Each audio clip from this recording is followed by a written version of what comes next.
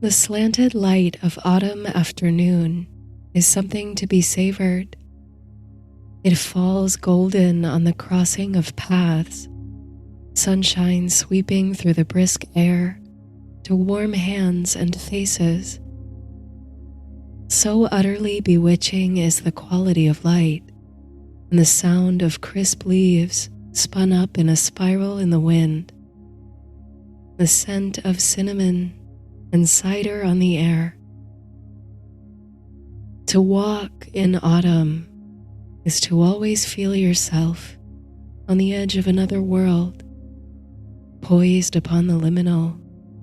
Indeed, you think it is the very brevity of the season, its status as a transitional moment, a brief pause between the collective inhale of summer and the exhale of winter, that makes it sparkle so. They say that the approach to All Hallows Eve is a time when the veil between worlds is at its thinnest. You can feel that acutely.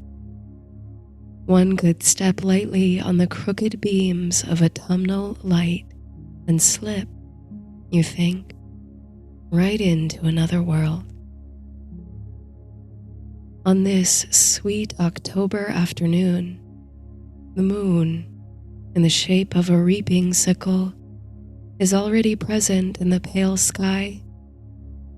You wouldn't have noticed, except that as you passed, a little boy of no more than 3 threw his arms to the sky and cried out, the moon," for his mother and father to see.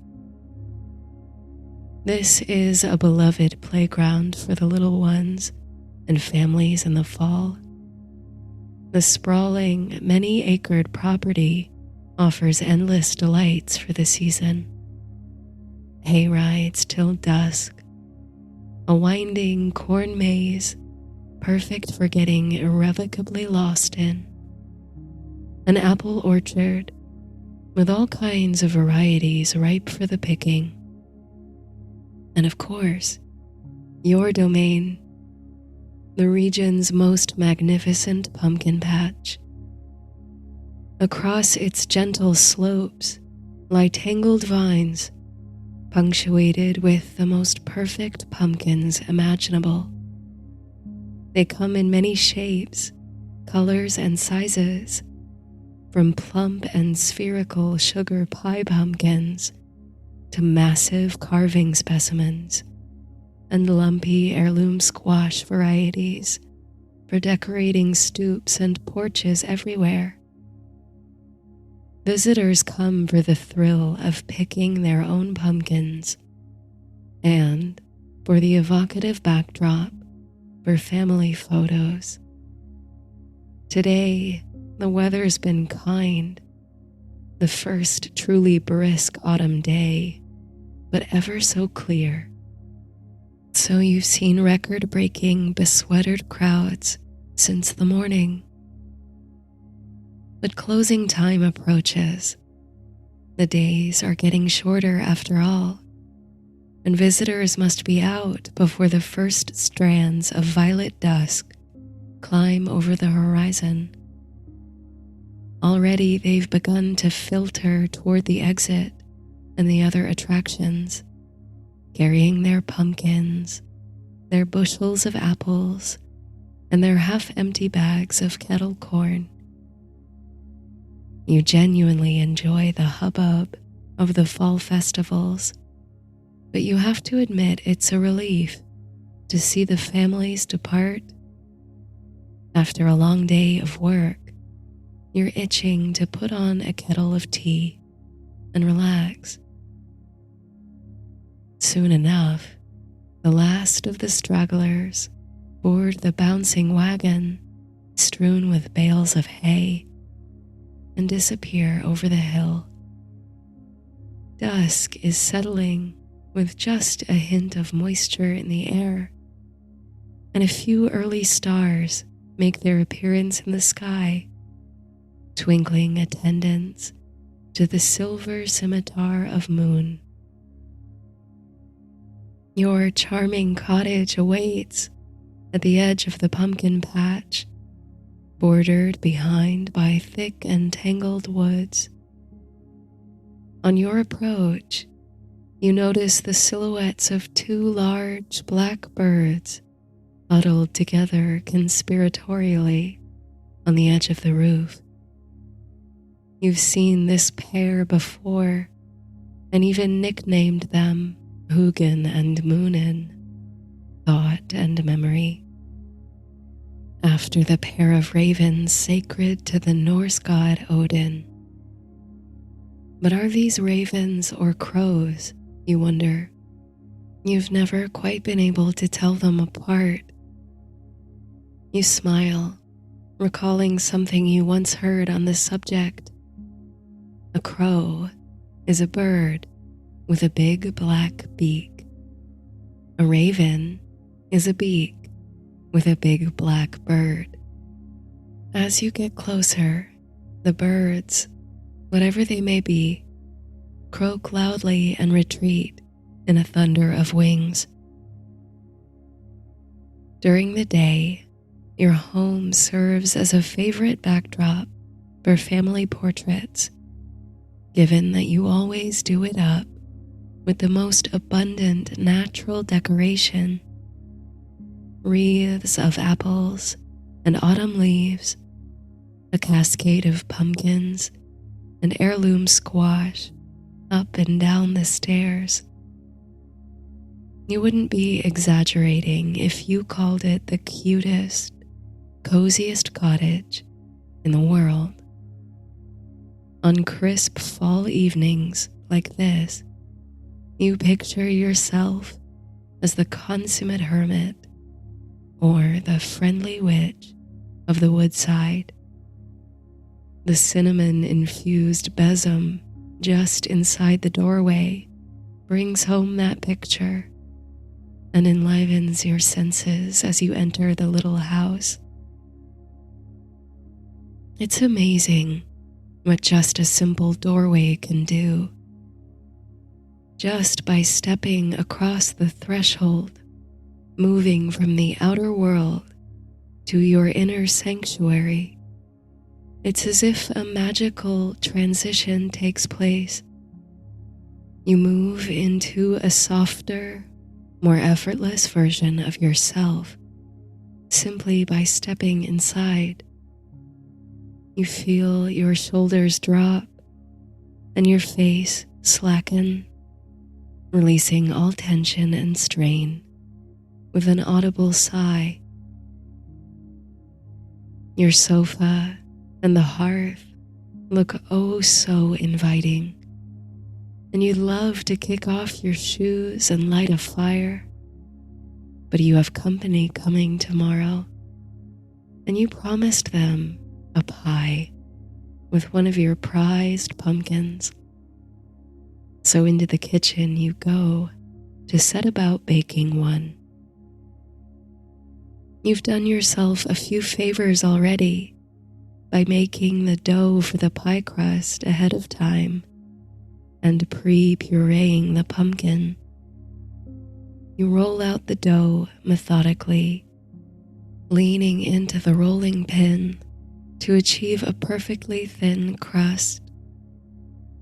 Baking has always been a meditative act for you, though it requires precision and attention to detail. You live for the little bit of room in every project for creativity, the delicate balance of spices to amplify the flavor of the fruit, the shaped cutouts in the crust to add a decorative flourish to the dessert. As you mix the custard, you take a deep whiff of each of the spices: cinnamon, nutmeg, clove, and allspice, savoring the evocative fragrance of fall. You pour it into the pie shell, watching the spiced mixture form ribbons and settle gently to stillness. As the pie bakes, you carefully clean the kitchen, wiping down the countertops and dusting excess flour into the wastebasket. There's a little bit of straightening to do in the sitting room, but it's nothing much, and it's an easy way to pass the time while the dessert bakes. Finally, when its enticing aroma fills the cottage and the timer dings, you remove the piping hot pie from the oven and set it on the counter to cool. With that out of the way, you can finally put on that kettle of tea. It comes to steaming quickly. You pour the hot water over an infuser of loose herbs and leaves, immediately releasing their scent on the air to mingle with those in the pie. Oh, how good it feels to clutch the mug between your hands, feeling the warmth seep through. Putting on a cozy knitted sweater, you retire with your cup of tea to the porch, where the air is just brisk, but not quite cold. The perfect fall evening, you think, sitting down in a rocker. The splinter of moon has risen higher in the sky, and a great sweep of stars now twinkle down upon the pumpkin patch, their light just bright enough to delicately illuminate the tops of the many pumpkins. What a kingdom, you think.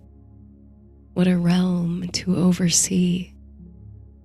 One of mischief and family fun, of abundance and hard work. Sinking back into your rocker, you allow your body to embrace the subtle sway. The steam from the tea rises in swirls, climbing the cool air of the night. Crickets are beginning to sing. The property is well away from any major roads or highways, so the quiet that settles around you each night is utterly peaceful, unpierced by the sounds of cars, airplanes, or anything man-made. Only nature hums about you, the song of the land most alive in the night. The gentle movement, the evening breeze, and the soothing fragrance of the herbal tea are almost enough to send you into a trance or a doze. You find yourself slipping into a state of deep relaxation and contentment. And there you stay, gently rocking back and forth, undisturbed and perfectly at peace, until your eye falls upon a curious play of light out there on the pumpkin patch. At first, you think it's just the catching of a headlight reflecting from the one twisting country road that runs through the property. But it's unusual for cars to come this way well after closing time. And besides, the light persists long after the flash of headlights would have moved on. It's not quite like anything you've seen before. Fireflies and the like. It's bigger than an insect, but still, you think, quite small. It's far enough away that you can't get a perfect estimate of its size, but you reckon that the little thing would fit in the palm of your hand. And the way it moves, dance-like. It makes loops and twists in the air, just a few feet above the ground. Curly cues and figure eights. How funny. It really is dancing. Maybe some whirligig toy left behind by one of the visitors today. You sip your tea, eyes fixed on the spectral light, making its practiced patterns in the distance. It seems to be changing color too, shifting from an ombre of oranges and yellows to a fluorescent violet with a core of pale blue. You are utterly transfixed by it, mind aflame with curiosity. But should you approach it? Finally, the hesitation dissolves as curiosity wins. You rise from the rocker, leaving your still steaming mug of tea on the windowsill, and move down the steps of your porch onto the soft, spongy soil toward the object, the entrancing light. You feel drawn toward it inexorably. Your footsteps are light, and the little thing keeps dancing there, like a leaf upon a fluttering wind. But as you come nearer, you tread upon a few fallen leaves, which crackle beneath you. That very instant, the dancing light, as if startled or disturbed by the sound, quickly brightens, then darts out of sight. You stop in your tracks and search the area with your gaze. Where can it have gone? You are about to write the whole thing off as an apparition or illusion, the moonlight reflecting off your windows or some other phenomenon, when you notice that one of your pumpkins is sporting a halo. A hazy aura of golden light rings it, faint like a penumbra, but very real. It pulses subtly. You crouch down and slowly inch toward the pumpkin in question, leaning over it to try and glimpse the source of the light. Beyond the full orange squash, there is indeed something hiding. There it is, a small, amorphous gathering of fire, its flames licking gently at the air.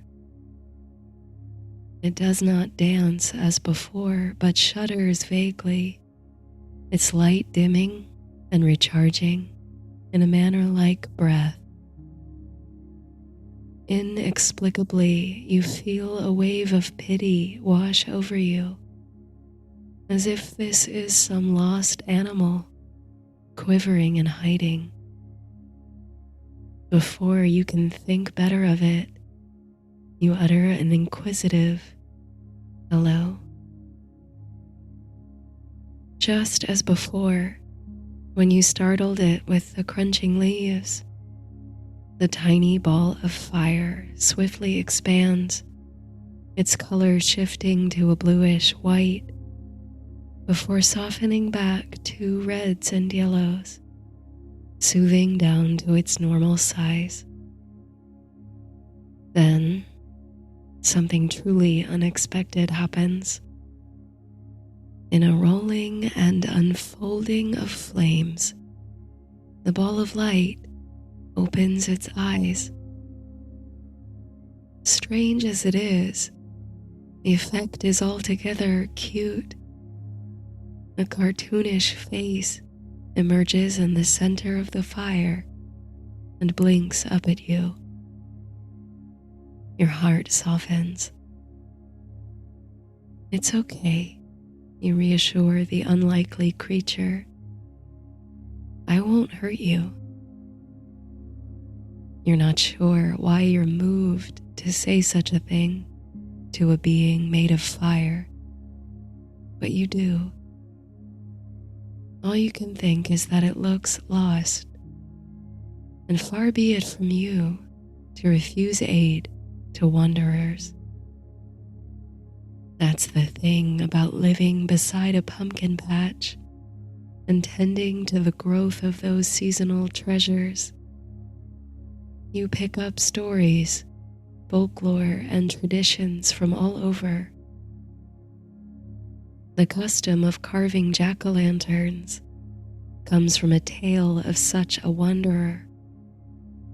Jack, a trickster, outwitted the very spirits of the beyond, only to find himself condemned to wander the earth forever, with only a hollow turnip as a lantern to light his way.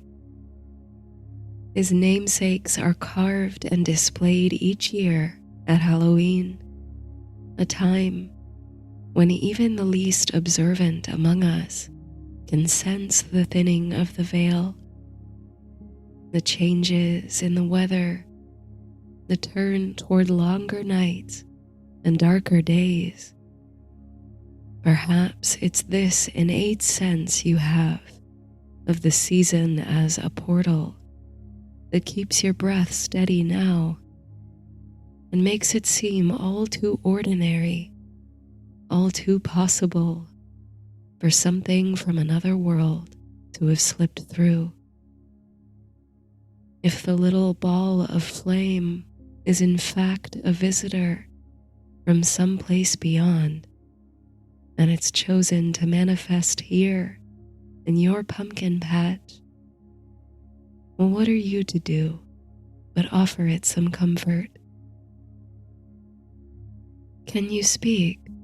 You ask the creature. Unmistakably, with a kind of rotating flicker, the thing nods, blinking still. So it can speak, but it hasn't yet. You try another question. Where did you come from?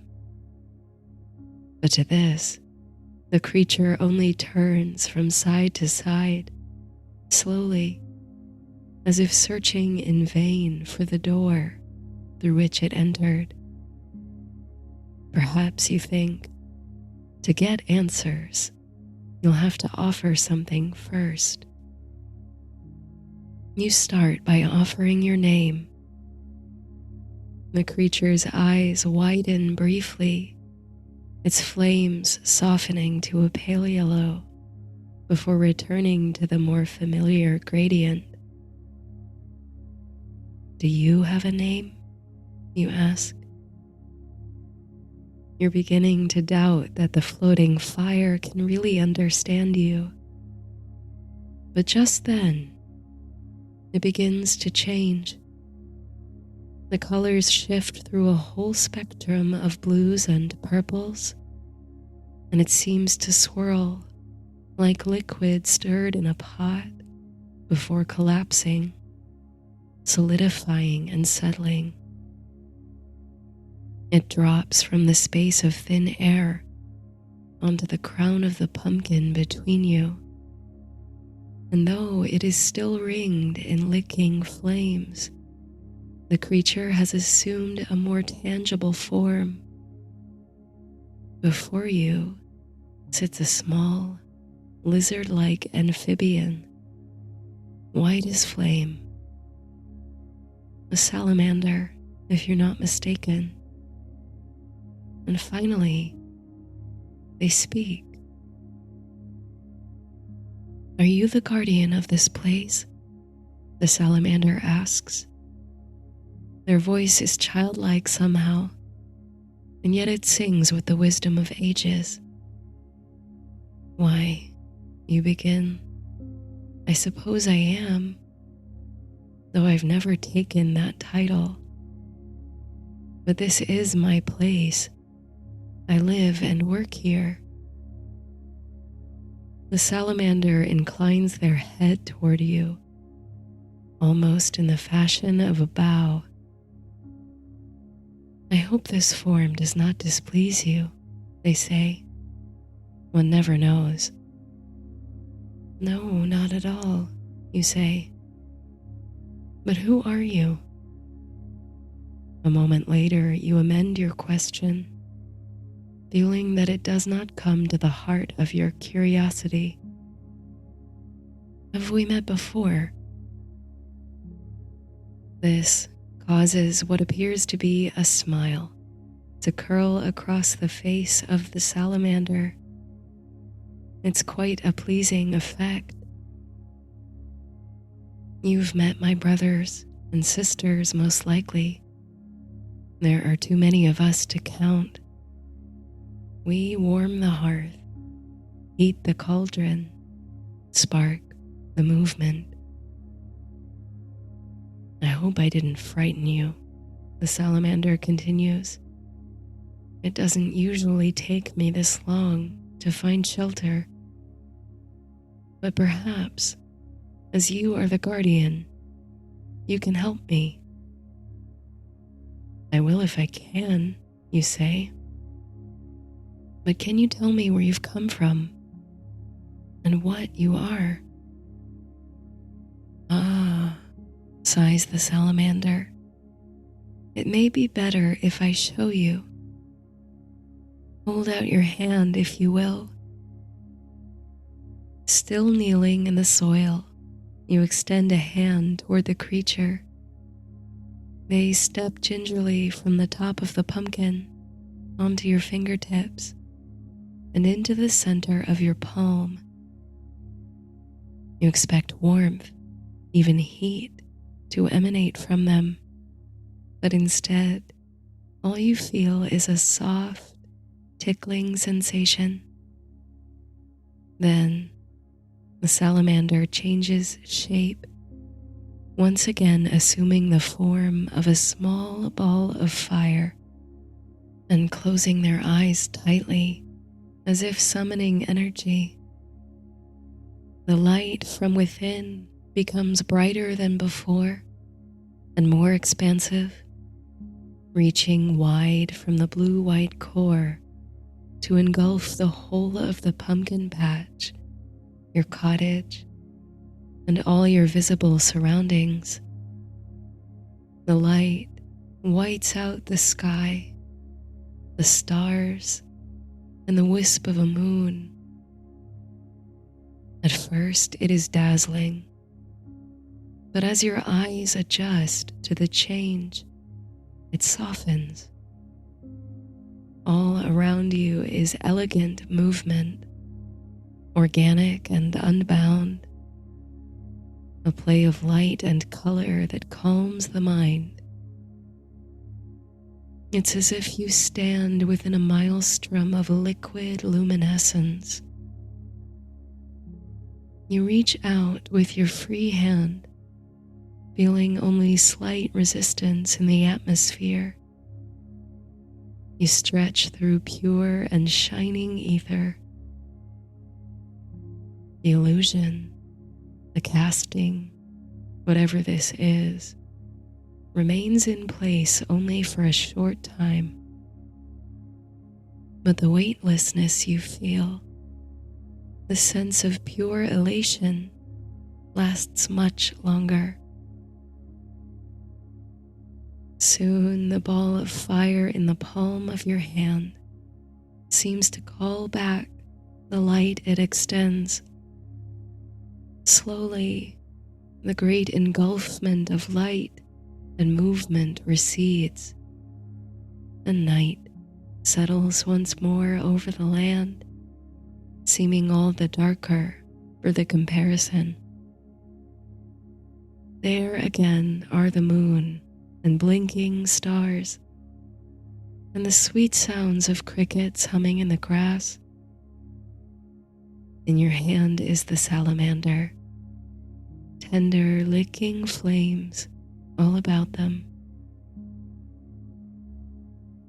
You feel a quiet prickle at the back of your neck, a tingling of understanding.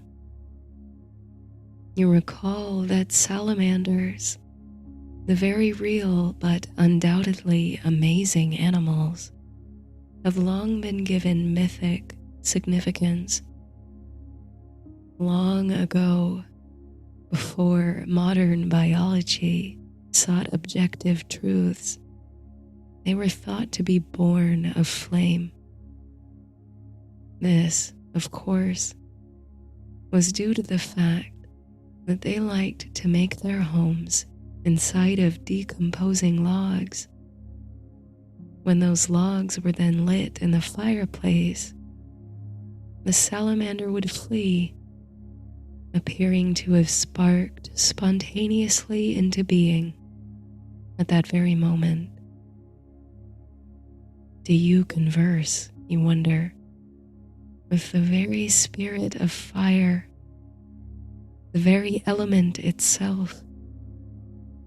But if so, how did they come to be here? The creature seems to hear the question, but you do not speak it aloud. Each year, about this time, a doorway opens, they say, and one of us falls through to your world. We leave our element, so to speak, in search of shelter in yours.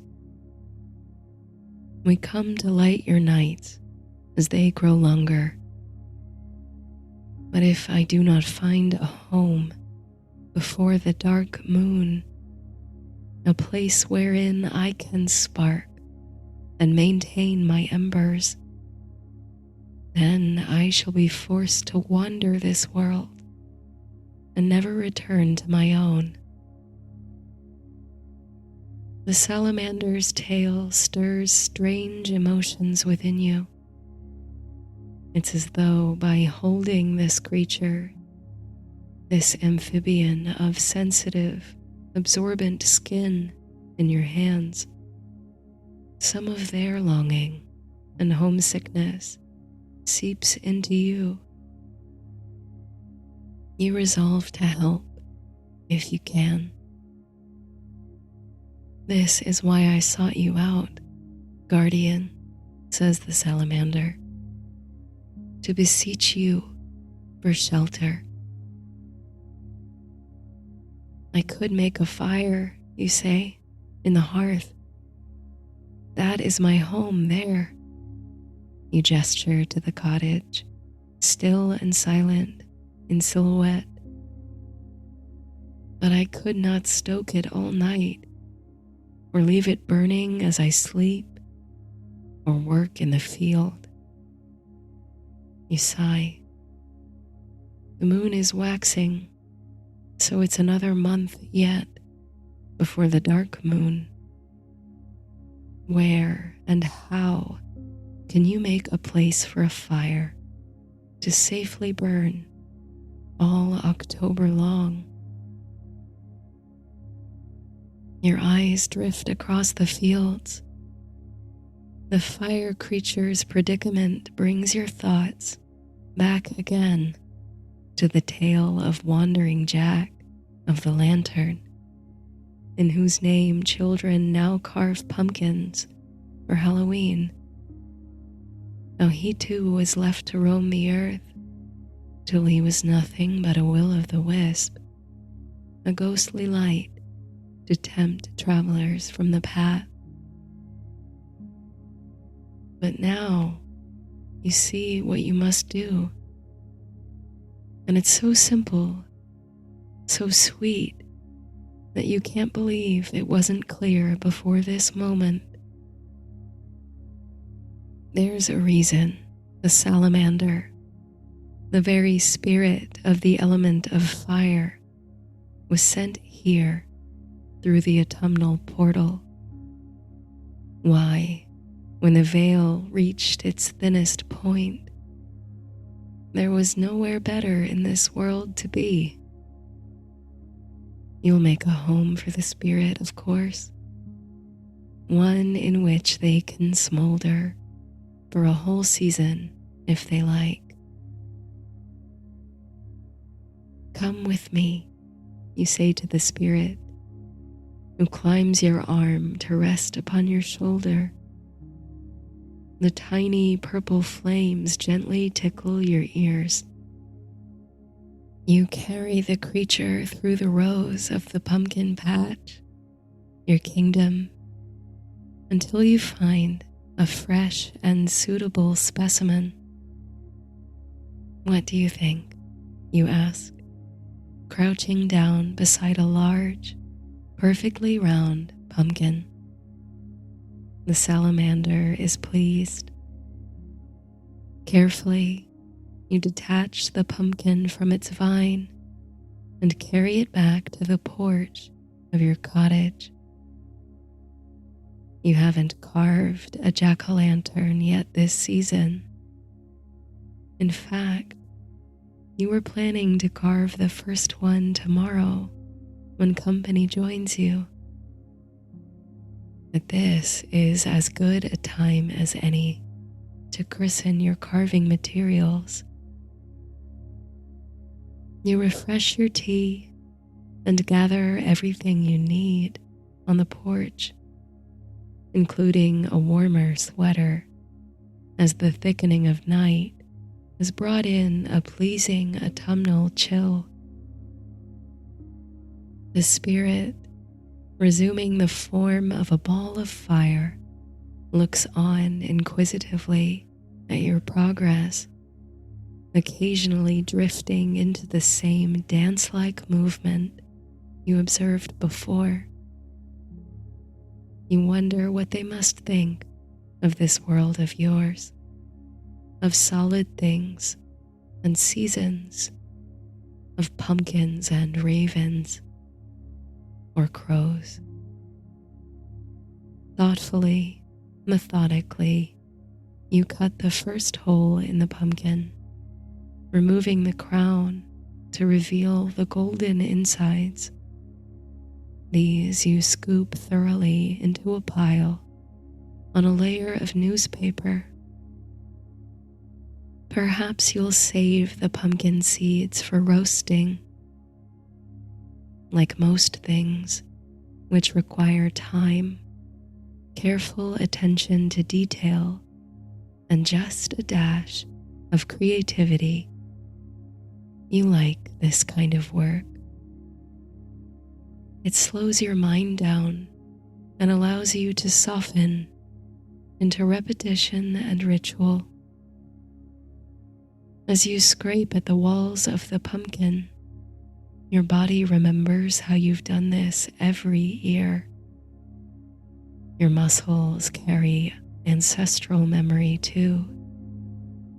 Your mind floods with memories of Halloweens with family and friends.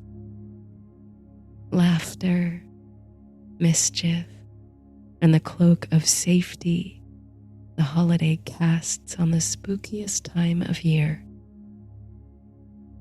All the while, you feel the presence and gaze of the little light, the spirit of fire. This is a comfort to you more than anything.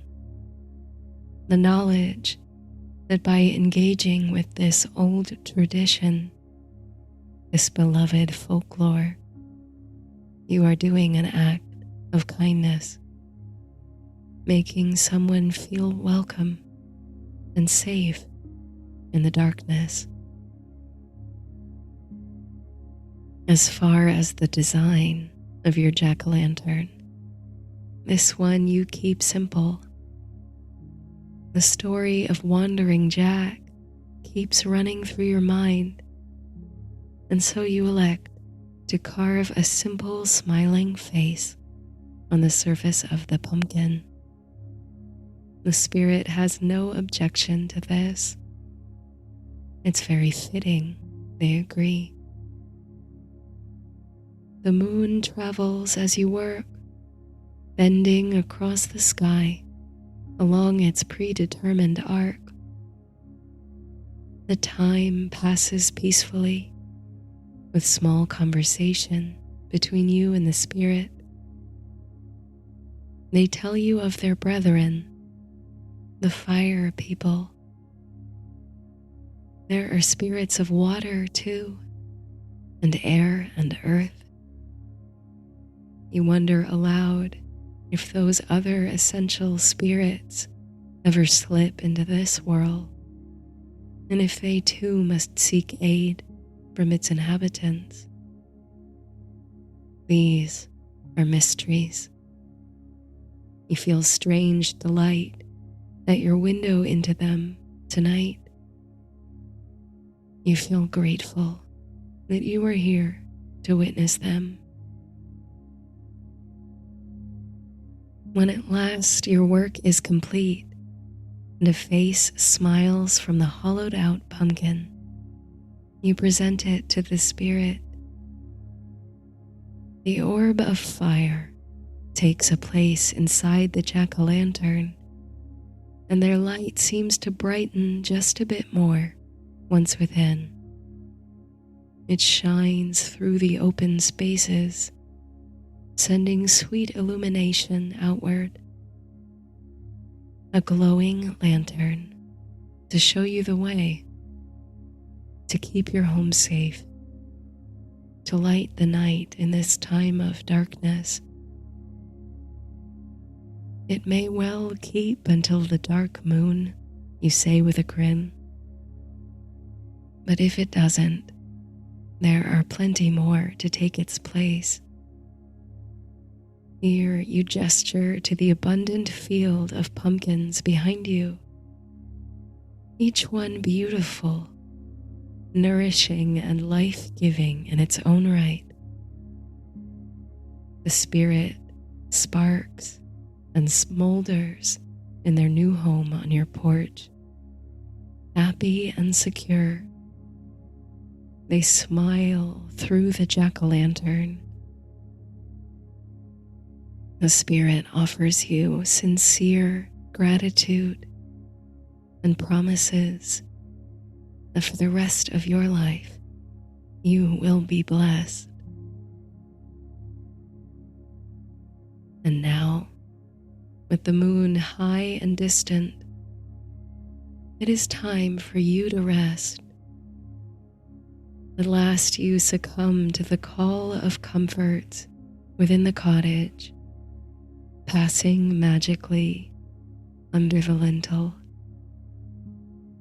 The scent of spice and pastry lingers still in the homely air, tracing spirals. Feeling fuzzy and light, you retire to your bedroom, where extra blankets await to warm you against the onset of colder weather. You sink into the mattress, snuggling deep against the pillows of your bed. You are asleep only moments after your eyes fall closed. In your dreams, guardian of the pumpkin patch, you swim through pure and cleansing ether, dancing like the element of fire, chaotic and unbound.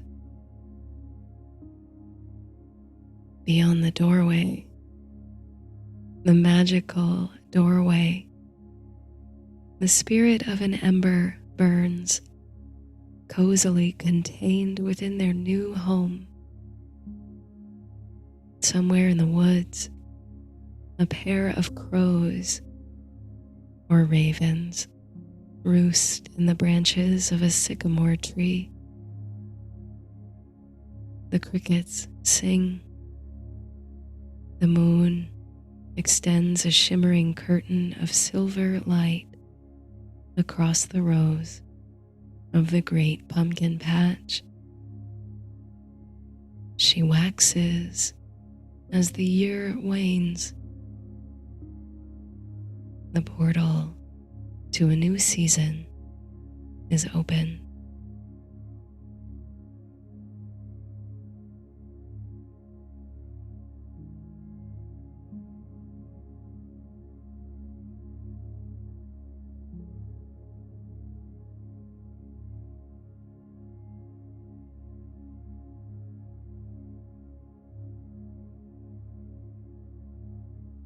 How delightful are the shivers of that first crisp autumn morning when you step outside to greet, instead of warmth and humidity, a fine and chilly breeze.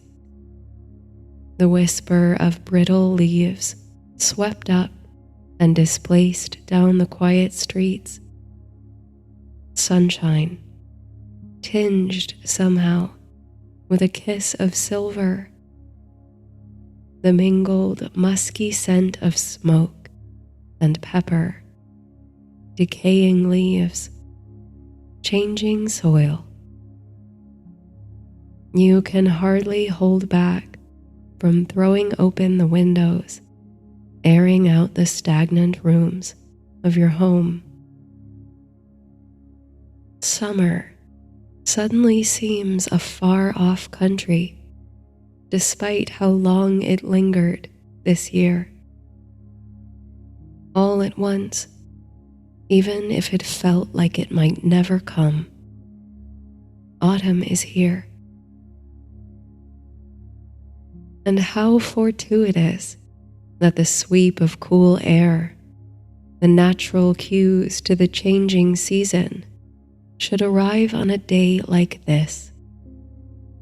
This afternoon, you and your lifelong friends are indulging in a beloved autumnal tradition, and it would have been an exercise in cognitive dissonance to do so in short sleeves. With relish, you pull your sweaters and flannels out of the back of your closet, choosing an old favorite for today. For as long as you can remember, you and your friends have been visiting Hazelwood Farms together in early October.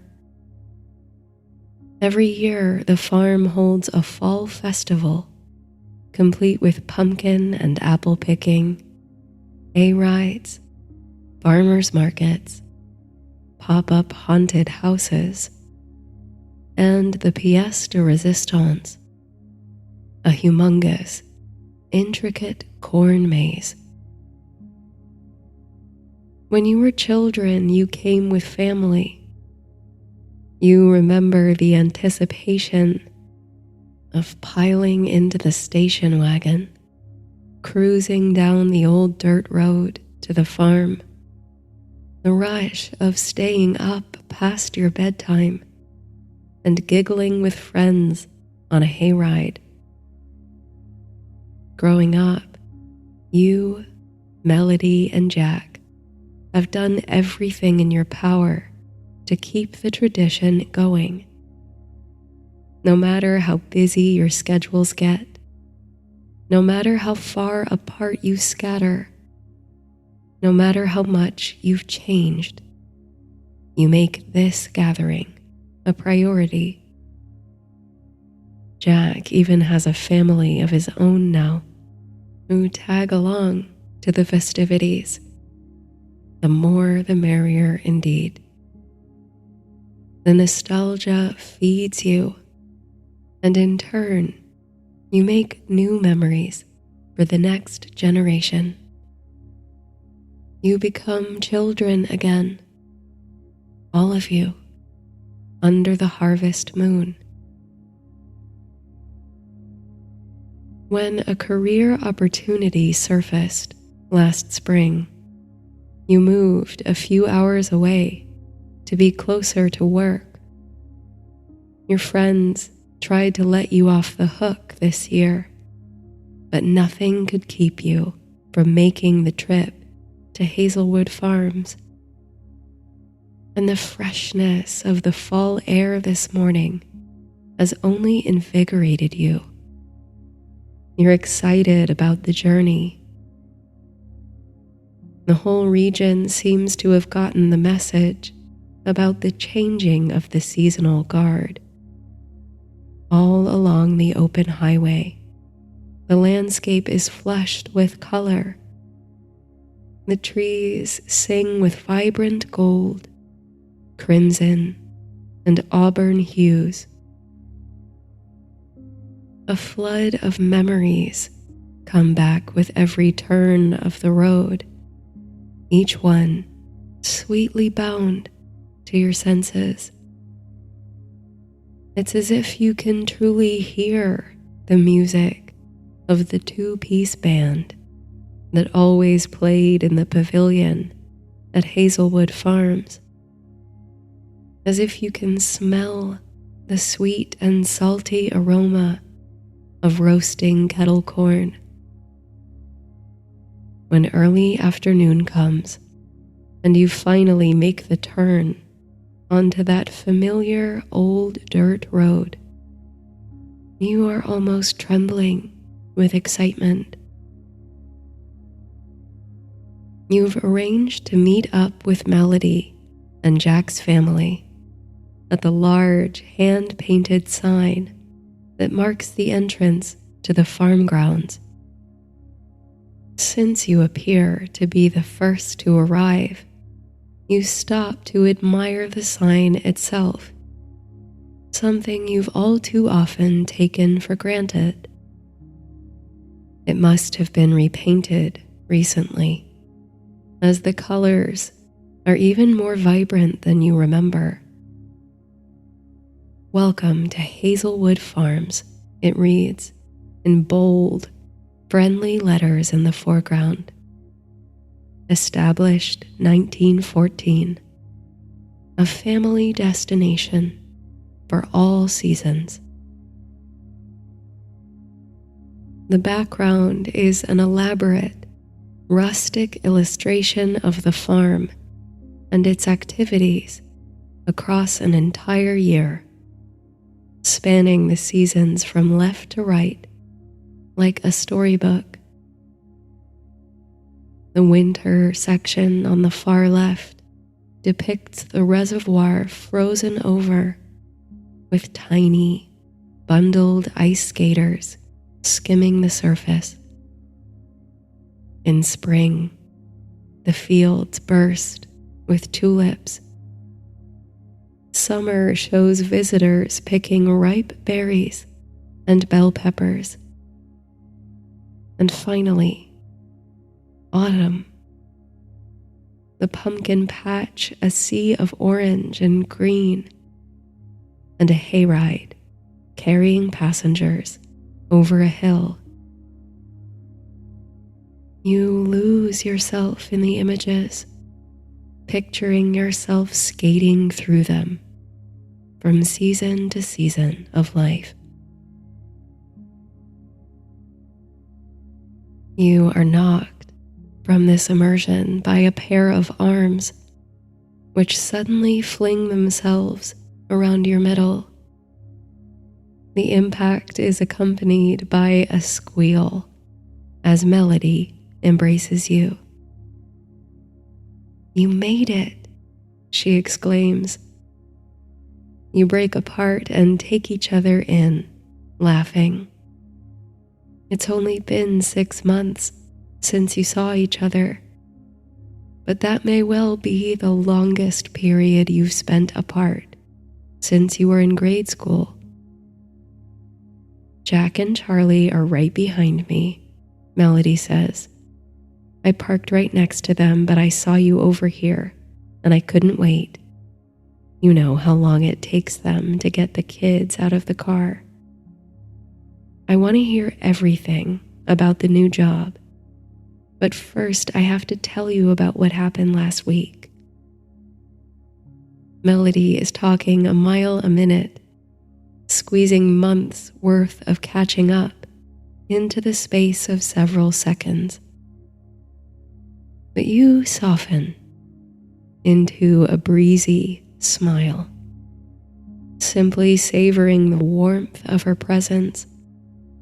the chill in the air, and the rising scent of spiced cider that wafts down the path to the farm grounds. You have the feeling of coming home after a long time away. Soon, you spot Jack and his partner Charlie coming down the path from the parking lot. Charlie pushes 3-year-old Maggie in a stroller, while the new baby, June, is nestled in a sling against Jack's chest. You greet them with hugs and warm greetings, marveling at how small and sleepy June looks. Yet she's so much bigger than the last pictures you saw of her. Together you go forth, past the hand-painted sign, and into the festival grounds of Hazelwood Farms. Music fills the air. The acoustic guitar and drum kit of the same 2-piece band that's been playing the fall festival since you were kids. You make a beeline for the kettle corn, freshly popped and just as delicious as you remember. There's so much to do at Hazelwood, but it's always better enjoyed with good food and drinks in your belly. You and your friends catch up at a picnic table over snacks and fresh squeezed lemonade. I love this kind of weather, says Jack wistfully. All this stuff. It feels spooky but cozy. Does that make sense? It's the thinning of the veil, says Melody matter-of-factly. This time of year, the threshold that separates this world and the other world starts to sort of... She rubs her thumb and forefinger together, trying to summon up the proper word for such a mystical expression. Well, you have to watch out anyway, because the two worlds are so close together that you could slip through, or something could slip through from the other side. Like ghosts, chimes in little Maggie. Like ghosts or spirits, Melody says. But it's nothing to be afraid of. That's why we celebrate All Hallows Eve, Halloween, or the Day of the Dead. Because it feels like our loved ones, the ones who aren't here anymore, that is, are closer to us this time of year. You've always loved the folklore and mythology of the seasons, most of which you know from Melody, who's always reading or waxing poetic about such things. But this motif of a wispy, diaphanous veil, barely holding two worlds apart, one world of the here and now, solid, rational, grounded, and the other world, more ethereal and romantic, home to spirits and specters and shades. It feels so entirely natural, even if you can't explain it.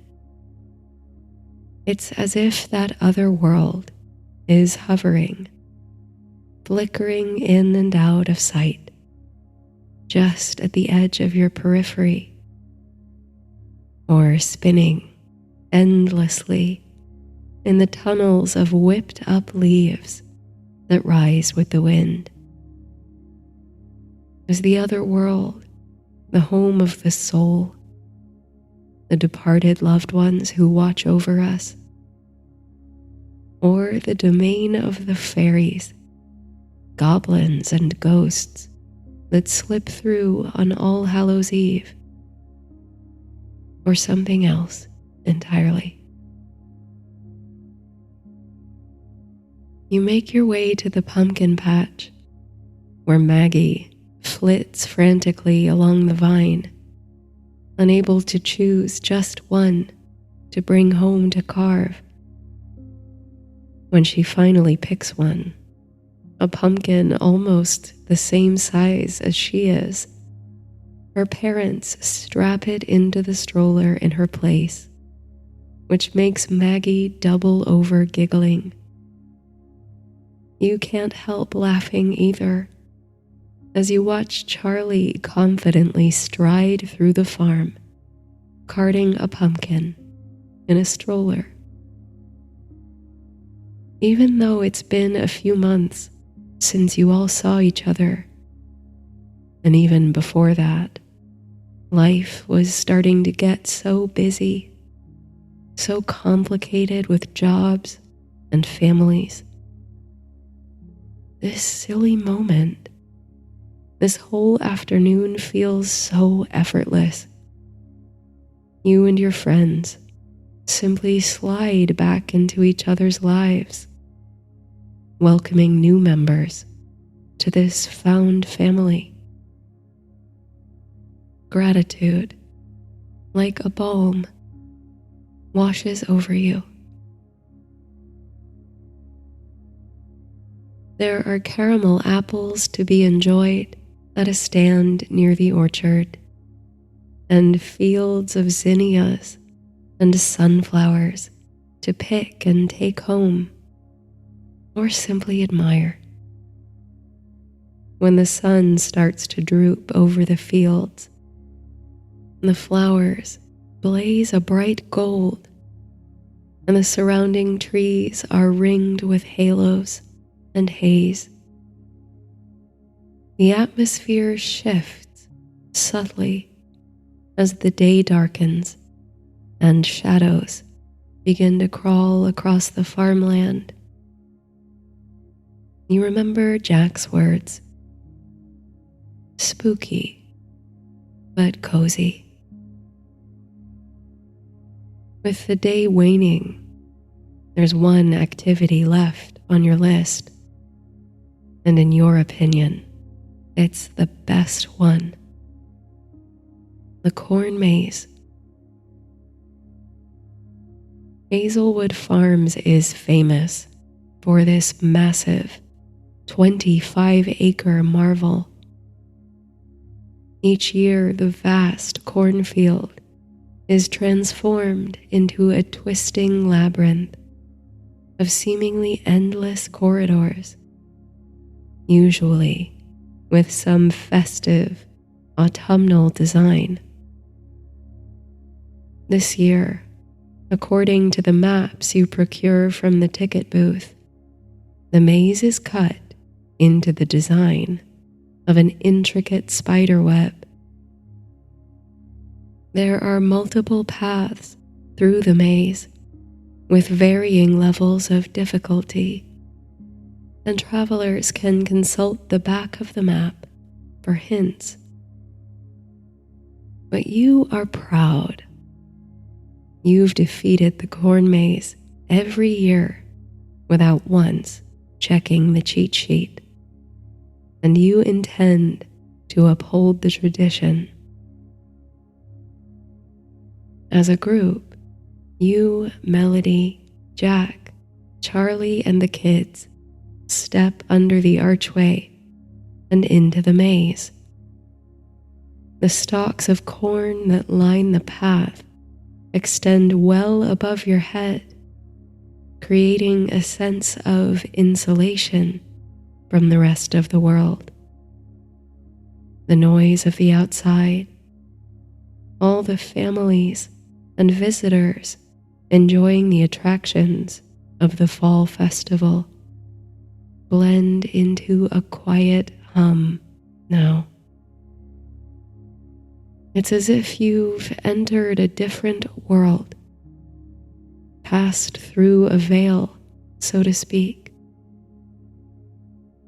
It's several paces before you encounter the first fork in the path.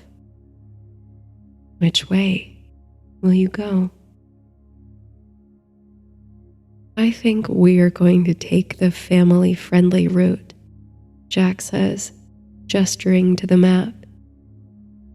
There's always a simpler path through the maze that's ideal for families with kids, as it only covers a small portion. But we'll meet you at the cider tent when you make it out. Not if we beat you to the exit, you laugh. The little family takes the right fork, and you and Melody take the left. But your competitive remark has ignited a spark in Melody, and at every subsequent branch in the path, you find yourselves in heated debate about which way to go. She wants to consult the map, but you are steadfast.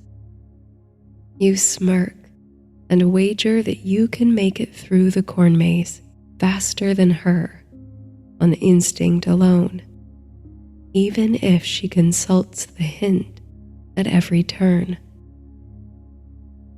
You're on, she smiles back, then turns on her heels. I'm going this way. See you at the cider tent, you call after Melody as she disappears around the stalks of corn. You inhale, taking in the musk of autumn evening, of loam and leaves. You listen to your gut to determine the path forward. It usually steers you right. You know for a fact that there are dozens of other people walking the corn maze at the same time as you. From time to time, you hear laughter and conversation behind the walls that separate you. But still, you have a sense of blissful solitude here in the maze. It's quiet, and the last light grows faint. You don't yet need to pull out the flashlight they gave you at the ticket booth, but it won't be long. A brisk wind tussles the tops of the corn stalks, rippling over the maze. All the impressions of this place, the high walls of corn, the sound of the breeze, the feel of the ground beneath your feet, the smell of kettle corn and spices wafting over the place, call up misty memories of every visit, echoing through the intervening years. Your senses are all heightened, finely tuned to the details of this place and all the reverence you have for it. But it's perhaps a sixth sense, something more difficult to define, that guides your journey through the maze. Whenever you encounter a branching of the path into 2 or 3 divergent directions, you feel a little tug deep within your body, one way or another. You think of the Greek myth of the labyrinth of Crete, built to house the half-man, half-bull, known as the Minotaur, when Theseus sought to slay the creature, he wooed the princess Ariadne and elicited her help navigating the labyrinth. She spun for Theseus a ball of thread. This he unspooled as he traversed the corridors, marking his passage that he might retrace his way out of the labyrinth as no other had done before. The sensation you have of being tugged, drawn by greater forces. It's as if you are unspooling, like Ariadne's thread, moving forward, guided by intuition, as if you walk a path already destined. It's easy to let your thoughts wander in the maze through myths and poetic flights of fancy. The tale of Theseus and Ariadne ended, like many myths, in events both tragic and sublime. Having slain the Minotaur and won the heart of the princess, Theseus abandoned Ariadne. Heartbroken as she was, this wasn't the end of her story. She was found by Dionysus, the god of the vine, of fertility and festivity, of theater and winemaking, of orchards and ecstasy. They married, and on Ariadne's head, Dionysus placed a starry crown, declaring her a goddess. Then he gave her a place among the stars, her bridal diadem becoming the constellation Corona Borealis, the northern crown. You look to the skies, which are ceding purple sunset to dim dusk. Stars begin to wink into clarity. You wonder if Ariadne's crown will be visible tonight, once darkness has truly fallen. You click on the flashlight. The mistress of the labyrinth and her thread tug once more at your breastbone, urging you onward. Left, right, right, left, right, moving back to move forward. The throw of your flashlight bobs up and down in time with your footsteps. At times, threads of light bleed through the cornstalks from maze travelers on the other side of your pathway. And now and then, you meet others at forks in the road, genially greeting each other before continuing on your way. There are people of all ages in the maze. Sometimes you'll almost run into another person or be so startled by someone coming around the corner that you'll drop your flashlight. In the confusion of stooping to pick it up, you'll get a good look at the stranger's face and be so sure that you know the other person. but never sure enough to put a name to the face. You imagine there are plenty of people who visit Hazelwood year after year.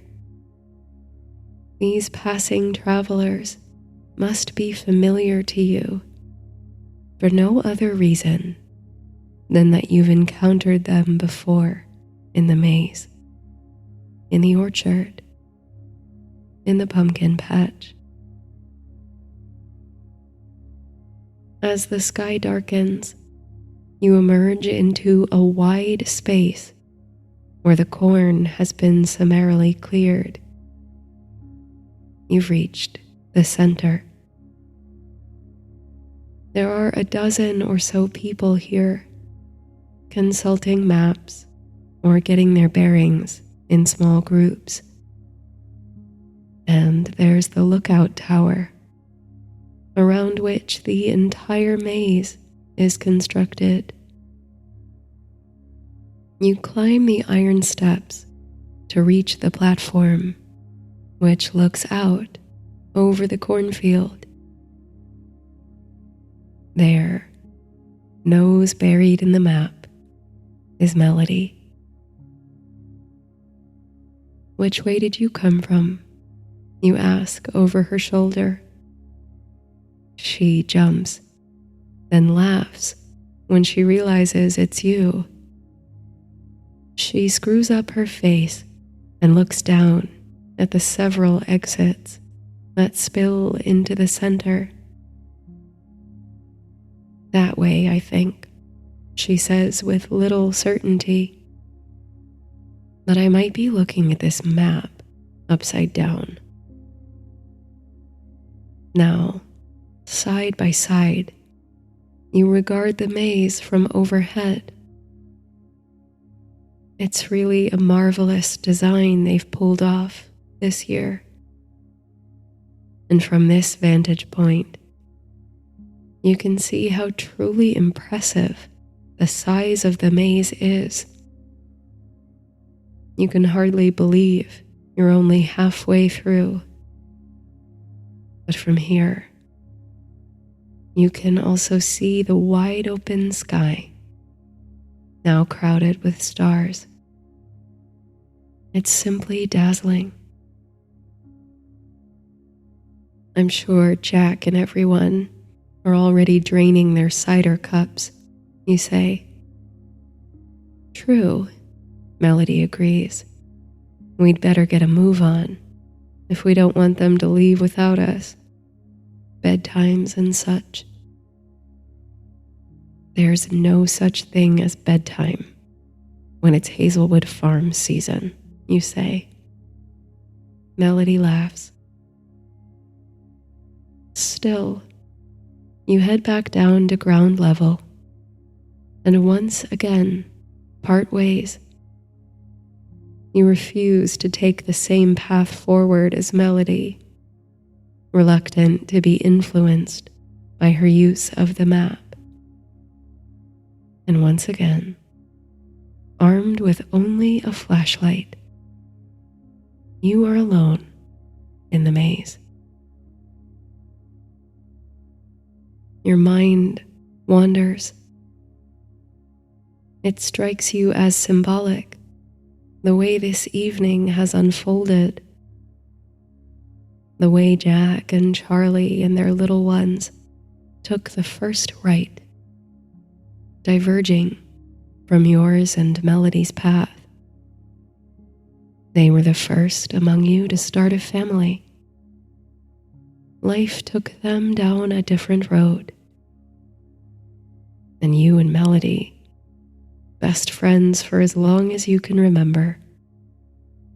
You've always had different approaches to life. She's always had a roadmap. She knows what she wants to accomplish and when she wants to accomplish it. She sets concrete goals, makes a plan, tracks her milestones every step of the way. You, on the other hand, Well, you're different. You've meandered a bit. It's taken you a little longer to figure out where you were headed in life. Even now, you're still figuring it out. You used to feel like it made you undisciplined or impulsive, but you've reached a place of peace with your nature. It's admirable to know what you want, to be strategic and clear about your goals, but there's also something commendable about following your bliss, being open to new experiences and opportunities, even if they fall outside the conventional path. Sometimes you feel like you have been so many different people in your life, tried on so many personalities, careers, dreams, like clothing or costumes. Looking back, it's hard to even see the thread that connects all those past yous. Cricket song swells over the walls of corn. The darker it grows, the more stars that blaze overhead, the more keenly you feel the idea of a thinning of the veil. As quiet as it is in your corner of the maze, you can feel a tingling at the back of your neck, a sense of presence.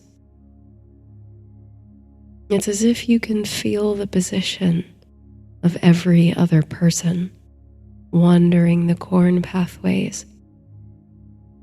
All those flashlights bobbing up and down in the dark. All those faces, achingly familiar. Familiar faces. Your breath catches and you stop in your tracks. You think of the last face you saw in the maze before you reached the center, and the face before that. Adults, children, why were they so familiar? Just now, you see the spill of a flashlight around a curve in the corn. Slowly you move toward it. Ariadne's thread twitches and tugs. You turn the corner. There, in the glow of your flashlight, is a teenager, brow furrowed as they contemplate the forking paths before them. You take them in, noting their height, clothing, the lines in their face. You exhale. Did you get lost? You ask. The teenager looks up. They hadn't noticed you before. No, they say with a feigned confidence. No, I'm just following my gut. Oh, you say. Not one for maps then. Maps are the easy way out. They respond with a smirk. You know that expression so well.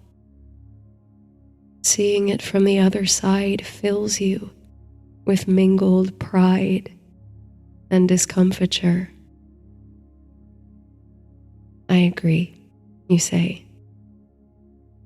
You think about telling them how close they are to the center, to the lookout tower. But you hold your tongue and simply say, good luck. before you move on. But the teen calls after you, imploring you to wait. You turn around to face them. You lock eyes. You can see them studying you, eyes full of curiosity and intensity. Then finally they speak. "Sorry," they say, flushing. I thought you were someone I knew." And with that, they choose a path and disappear behind a row of corn. What if, you wonder, that other world Melody spoke of is really a world of memory? What if the ghosts and spirits that can pass so effortlessly through the veil between worlds are really echoes of the past, ripples of the future, past and future selves glimpsing each other as they slide along the delicate web of time? What if every familiar face you've seen tonight in the maze is a version of you, poised at a juncture, making a choice that reverberates through time? Your mind turns again to Theseus, the prince who slew the Minotaur and conquered the labyrinth. He is also the subject of a famous thought experiment, which asks a curious question. Suppose that Theseus and the youth of Athens returned from Crete in their ship with 30 oars, and that ship was preserved in honor of their heroism. But over time, the boards of that ship began to decay. So, the Athenians tore away the rotting boards and replaced them with new ones, and did so again and again, removing the rot and replacing the timber, till none of the old planks remained of the original ship. So, the question is it still the ship of Theseus? They say the human body, or the cells that make it up, renew and regenerate every few years, on varying timelines, of course. But it means that 2 snapshots of your physical self, taken several years apart,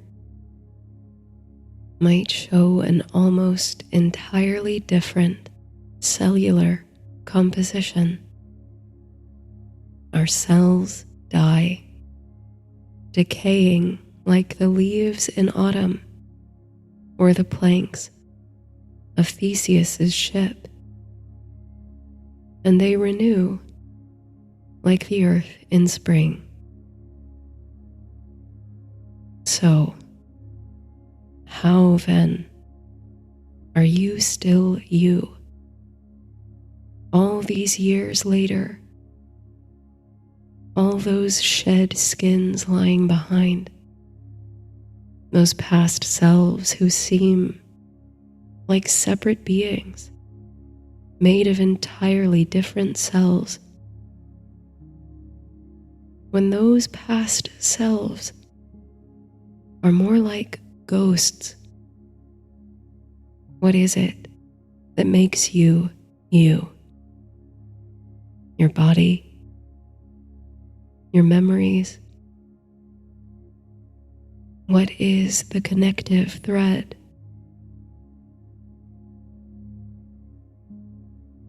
Somehow, suddenly, but also just at the right moment, you see the exit straight ahead. You charge forward, emerging from the maze. The cider tent is just a few paces away, with warm market lights glowing like little stars in the dark. When you reach it, you find that all your friends are already there, waiting for you. It seems instinct alone didn't win the race for you this time. But there are many paths through the labyrinth. None is inherently right or wrong, or better or worse. But if you're lucky, there will be friendly faces along the way, and friendly faces at the journey's end. You join your friends at their picnic table under the tent. Steam spirals up from mugs of hot, spiced cider. Melody has her laughs about beating you out, and you take them in stride. The twists and turns of the maze seem like another world, a lifetime away. You wonder if any of your friends had similar experiences to yours, if they felt the thinness of that veil under the rising moon. What makes you you? You wonder again, as the laughter and wistful conversation of your friends, your chosen family, wash over you. Here in the place where you forged 1,000 memories, where you'll make countless more for yourselves and any other loved ones who join your orbit for the next generation. The connective thread becomes clear. It's your relationships. It's the love and shared experience that binds you together across time, through the endless turns of the maze, through decay and rebirth. Love and friendship renew you again and again, affirming your choices, affirming your own unique path.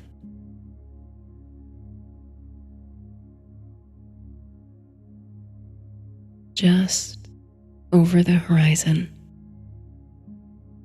obscured by the lacy silhouette of trees about to drop their leaves,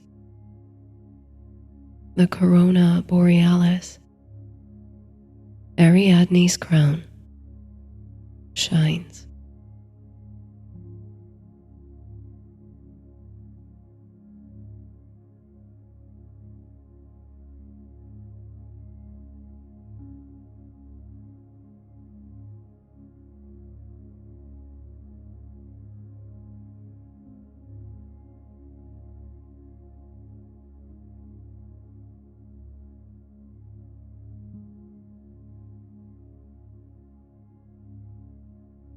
Though you're no longer a little one, the rituals surrounding All Hallows Eve never fail to send you into a state of pure, childish glee.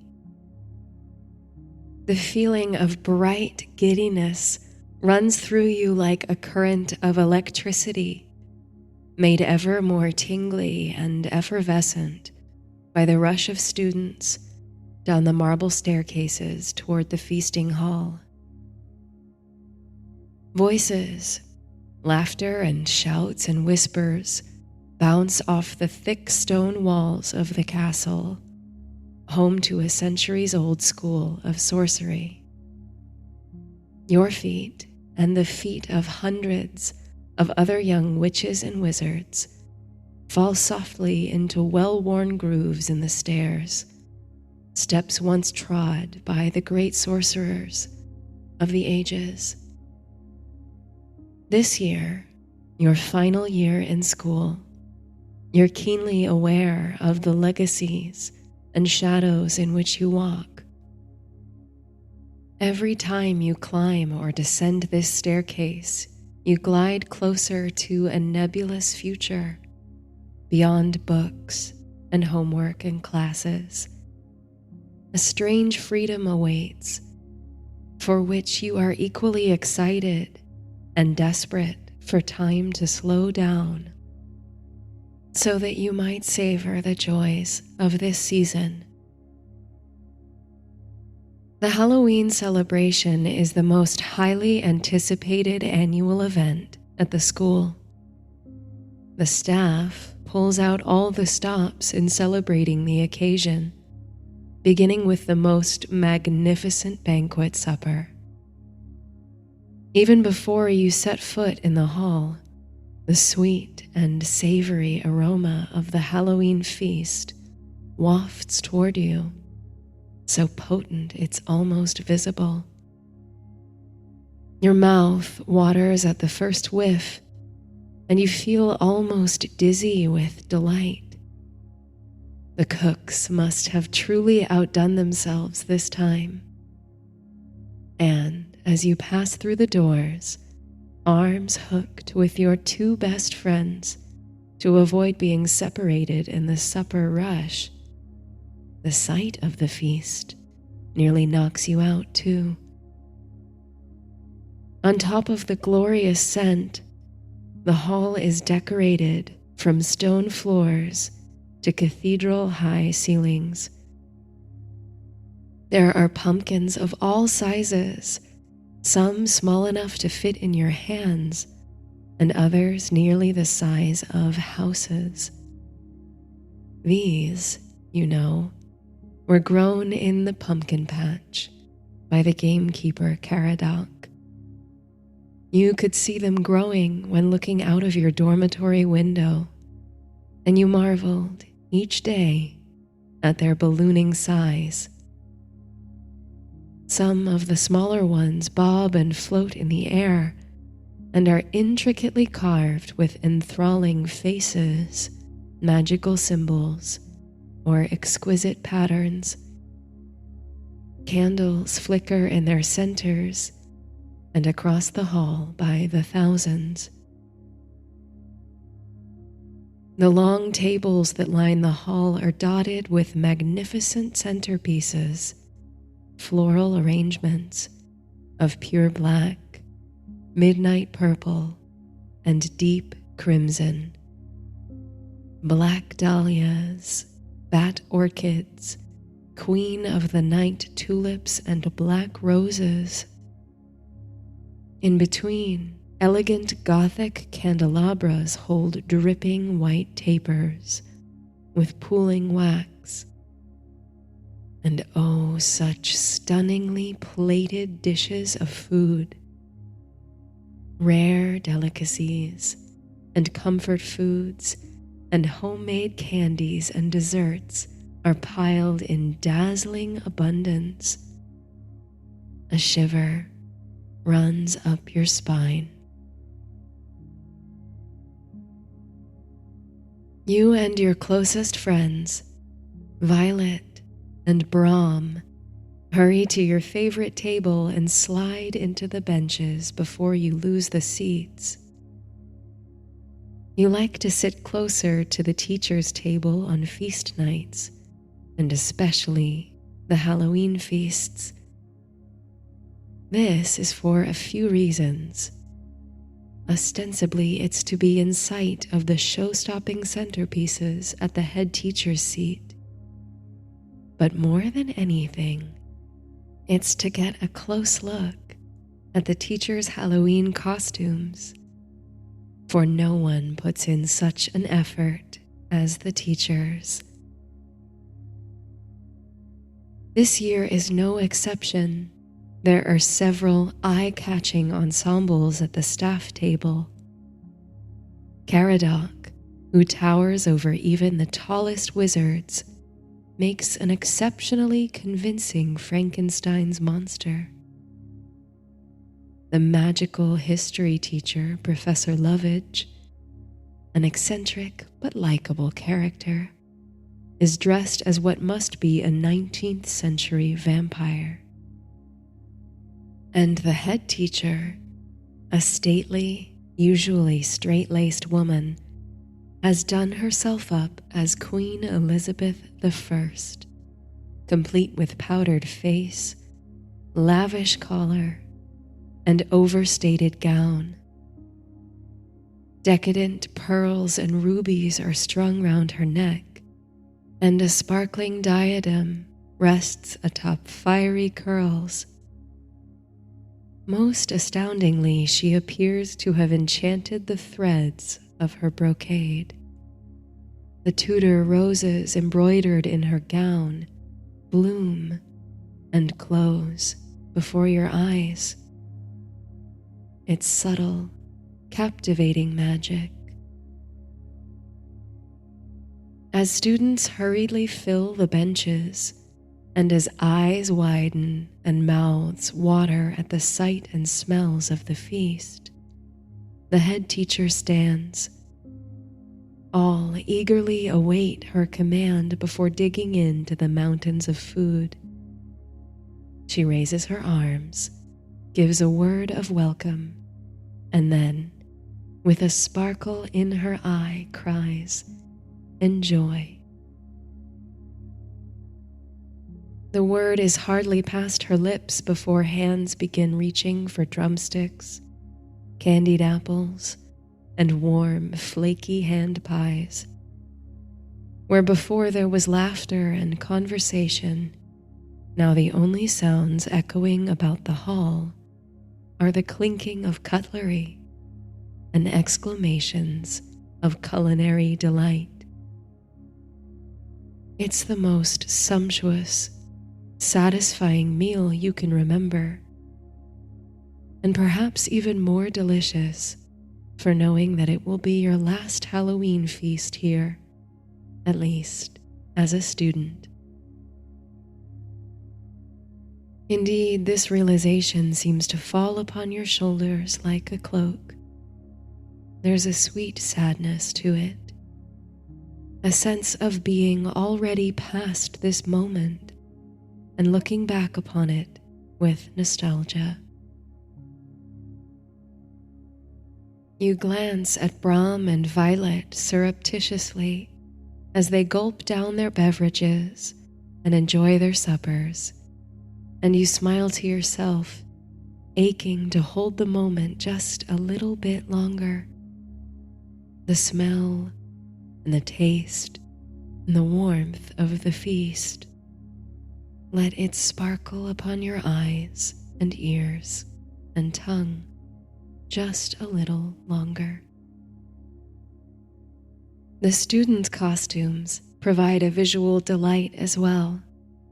Nearly everyone has traded in their school uniform, black robes, vests, skirts, and slacks, for over-the-top outfits.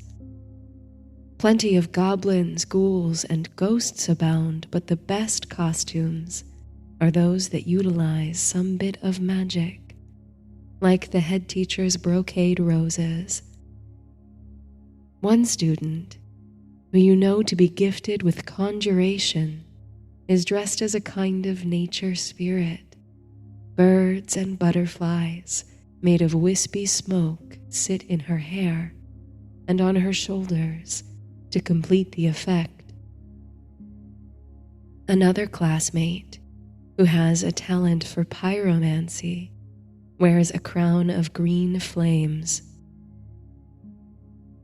It's not long before bellies are full, plates are clean, and the feasting hall reverberates with utterances of satisfaction. A most excellent feast, all seem to agree, the best in anyone's memory. Your cheeks flush with warmth, and your head swims. Content and drowsy, you push away your clear dish. As subdued conversation begins again, out of the corner of your eye, you see the head teacher stand once more. Her brocade blossoms quietly, and she speaks with calm composure. Now that you've consumed your weight in sugar, she says, a smile breaking across her lips, your teachers and I invite you to join us on the castle grounds for a most beloved tradition. For some of you, it's your very first Halloween or Samhain celebration at this school. For others, it may be the last before you leave our hallowed halls. You feel a small lump in your throat when she says this. I assure you, wherever you may fall on that scale, this is a night you'll remember for years to come. Now, despite it being the umpteenth time you've witnessed this exact spectacle, you have to stifle a gasp when the empty dishes and servingware vanishes without a trace at the wave of the head teacher's wand, cleverly disguised as a queen's scepter. In place of the tableware at each place setting now sits a small, tightly wrapped bundle of herbs. You hear exclamations of amusement and delight from around the hall. Earthy floral and herbal perfumes now sparkle above the last traces of sweetness and fruit. Bring your bundle with you as you make your way to the grounds, the head teacher continues. Keep it close. You already know the meaning of the small gifts, and a bittersweet emotion washes over you at the sight. Your bundle, at a glance, appears to contain sprigs of thyme, sage, dried chamomile flowers, and artemisia. You hold the bundle to your nose and inhale the blend of clean, silvery fragrances. It's different from the herbs you received last year: lavender, rosemary, and vervain.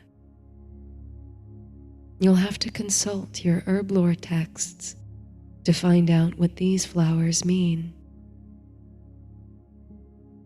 The head teacher urges the occupants of the hall to form orderly queues and travel outside in an organized fashion. She calls on student leaders to help shepherd the movement.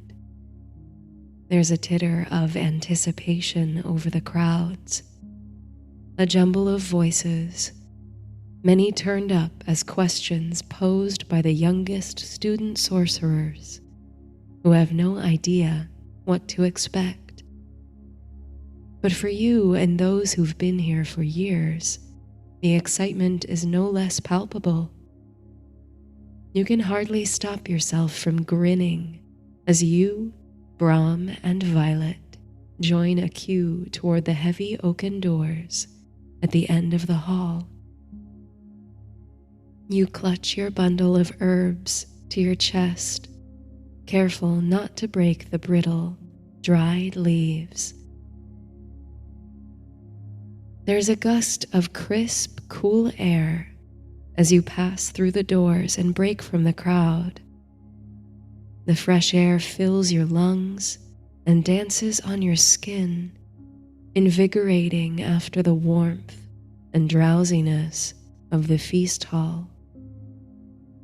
The sky is clear, black, and speckled with stars, lit brilliantly by a yellow, waxing moon. The night smells of cinnamon and sweet smoke, and over the rugged, sloping grounds your eyes locate the source of the smoke and crackle. A large bonfire dances, throwing orange light onto dark grass and illuminating the nearby circle of stones, the oldest known structure on this ancient, magical site. Students and teachers spill onto the grounds, and shouts of delight echo into the darkening night. It's a beloved tradition indeed, the Halloween festival, an evening of gleeful activities, festive customs, and impressive spectacles. Teachers are scrambling to station themselves near various activities and shepherd the hollering crowds. You stick close to your friends. Brahm mutters so that only the two of you can hear him.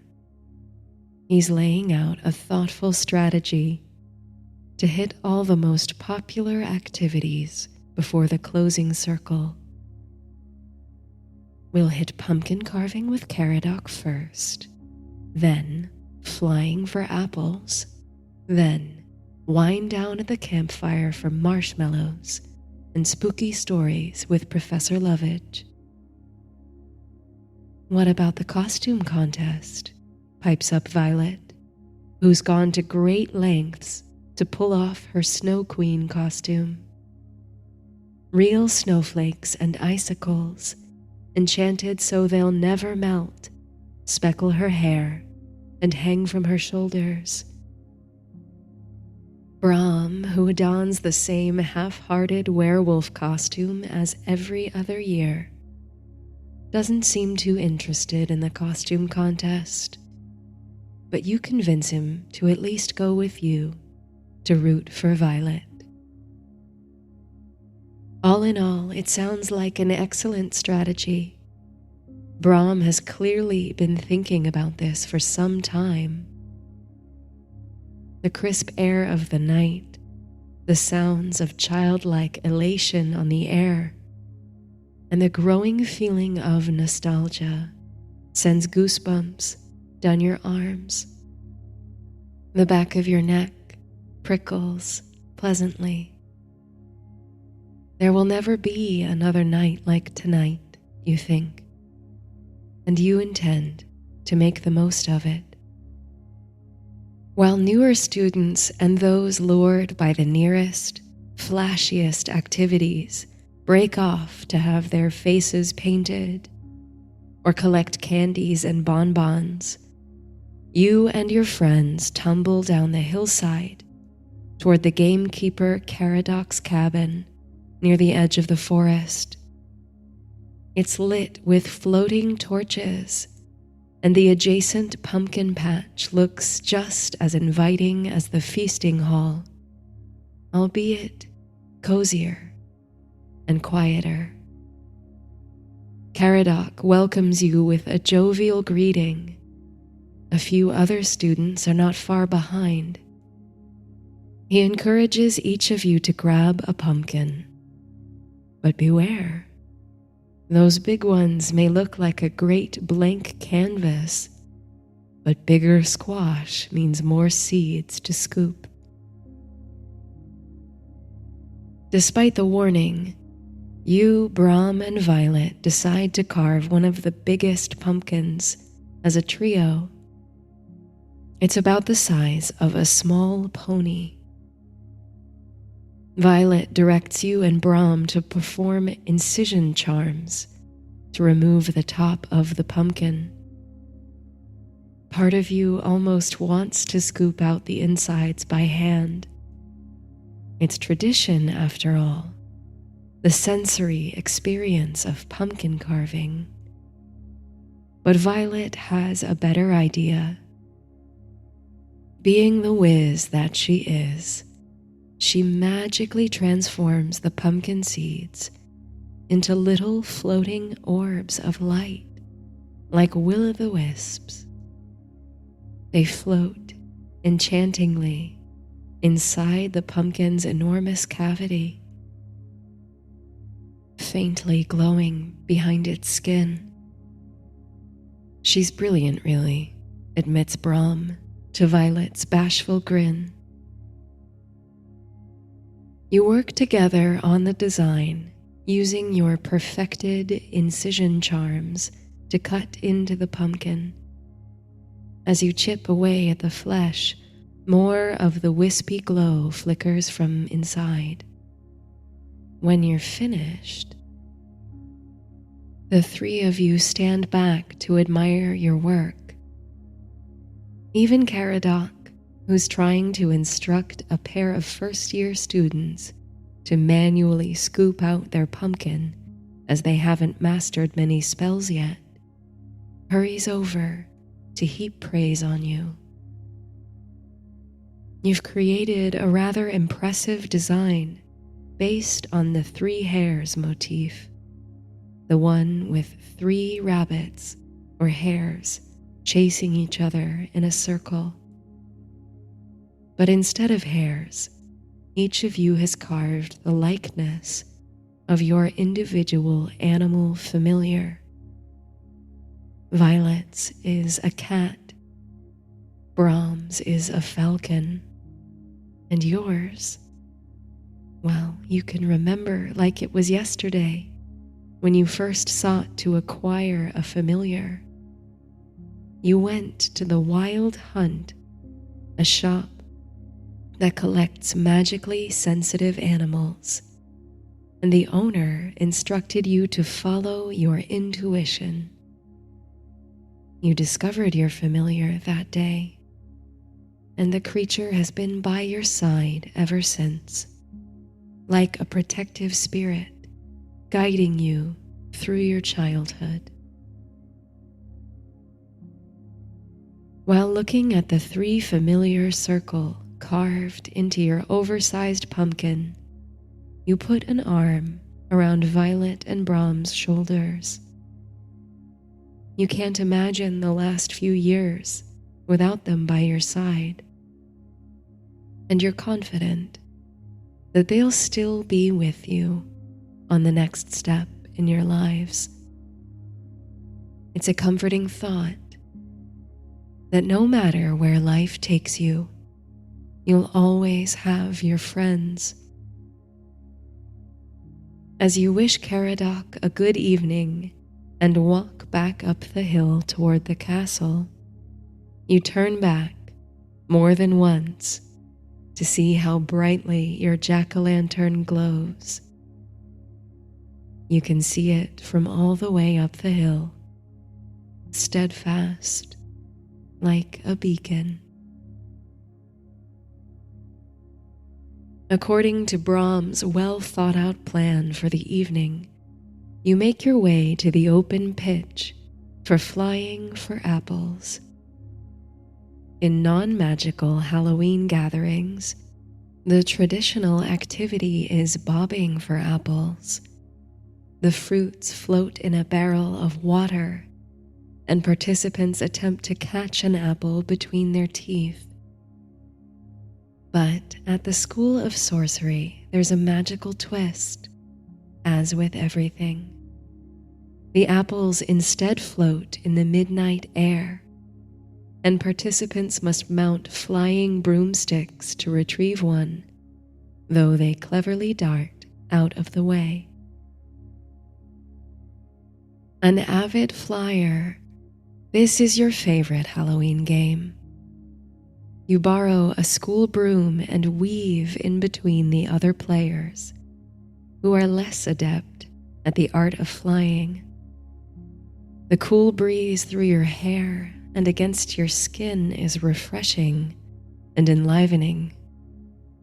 There's a piney, coniferous scent in the air from the acres of forest beyond the grounds, mixed with the rich scents of the bonfire and autumn spice. It takes you less than a minute to snag one of the floating apples, despite its attempt to flick out of your reach. Coming to a smooth landing, you shine the ripe apple against your shirt and take a bite, laughing as you watch your friends struggle to catch their own. Violet's snowflakes catch a glimmer of moonlight as she glides by. It really is a wonderful costume, you think.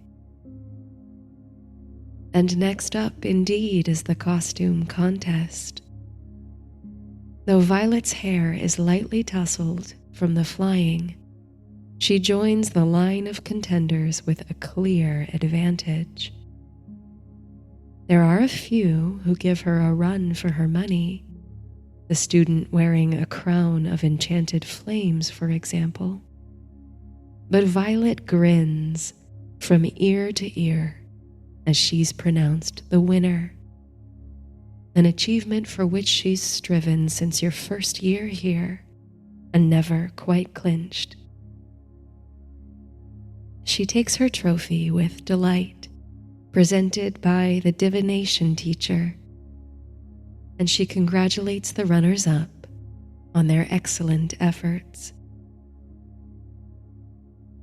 The stars blink brightly overhead as you endeavor toward your next spot, at the mouth of the forest, where the magical history teacher leads a quiet campfire.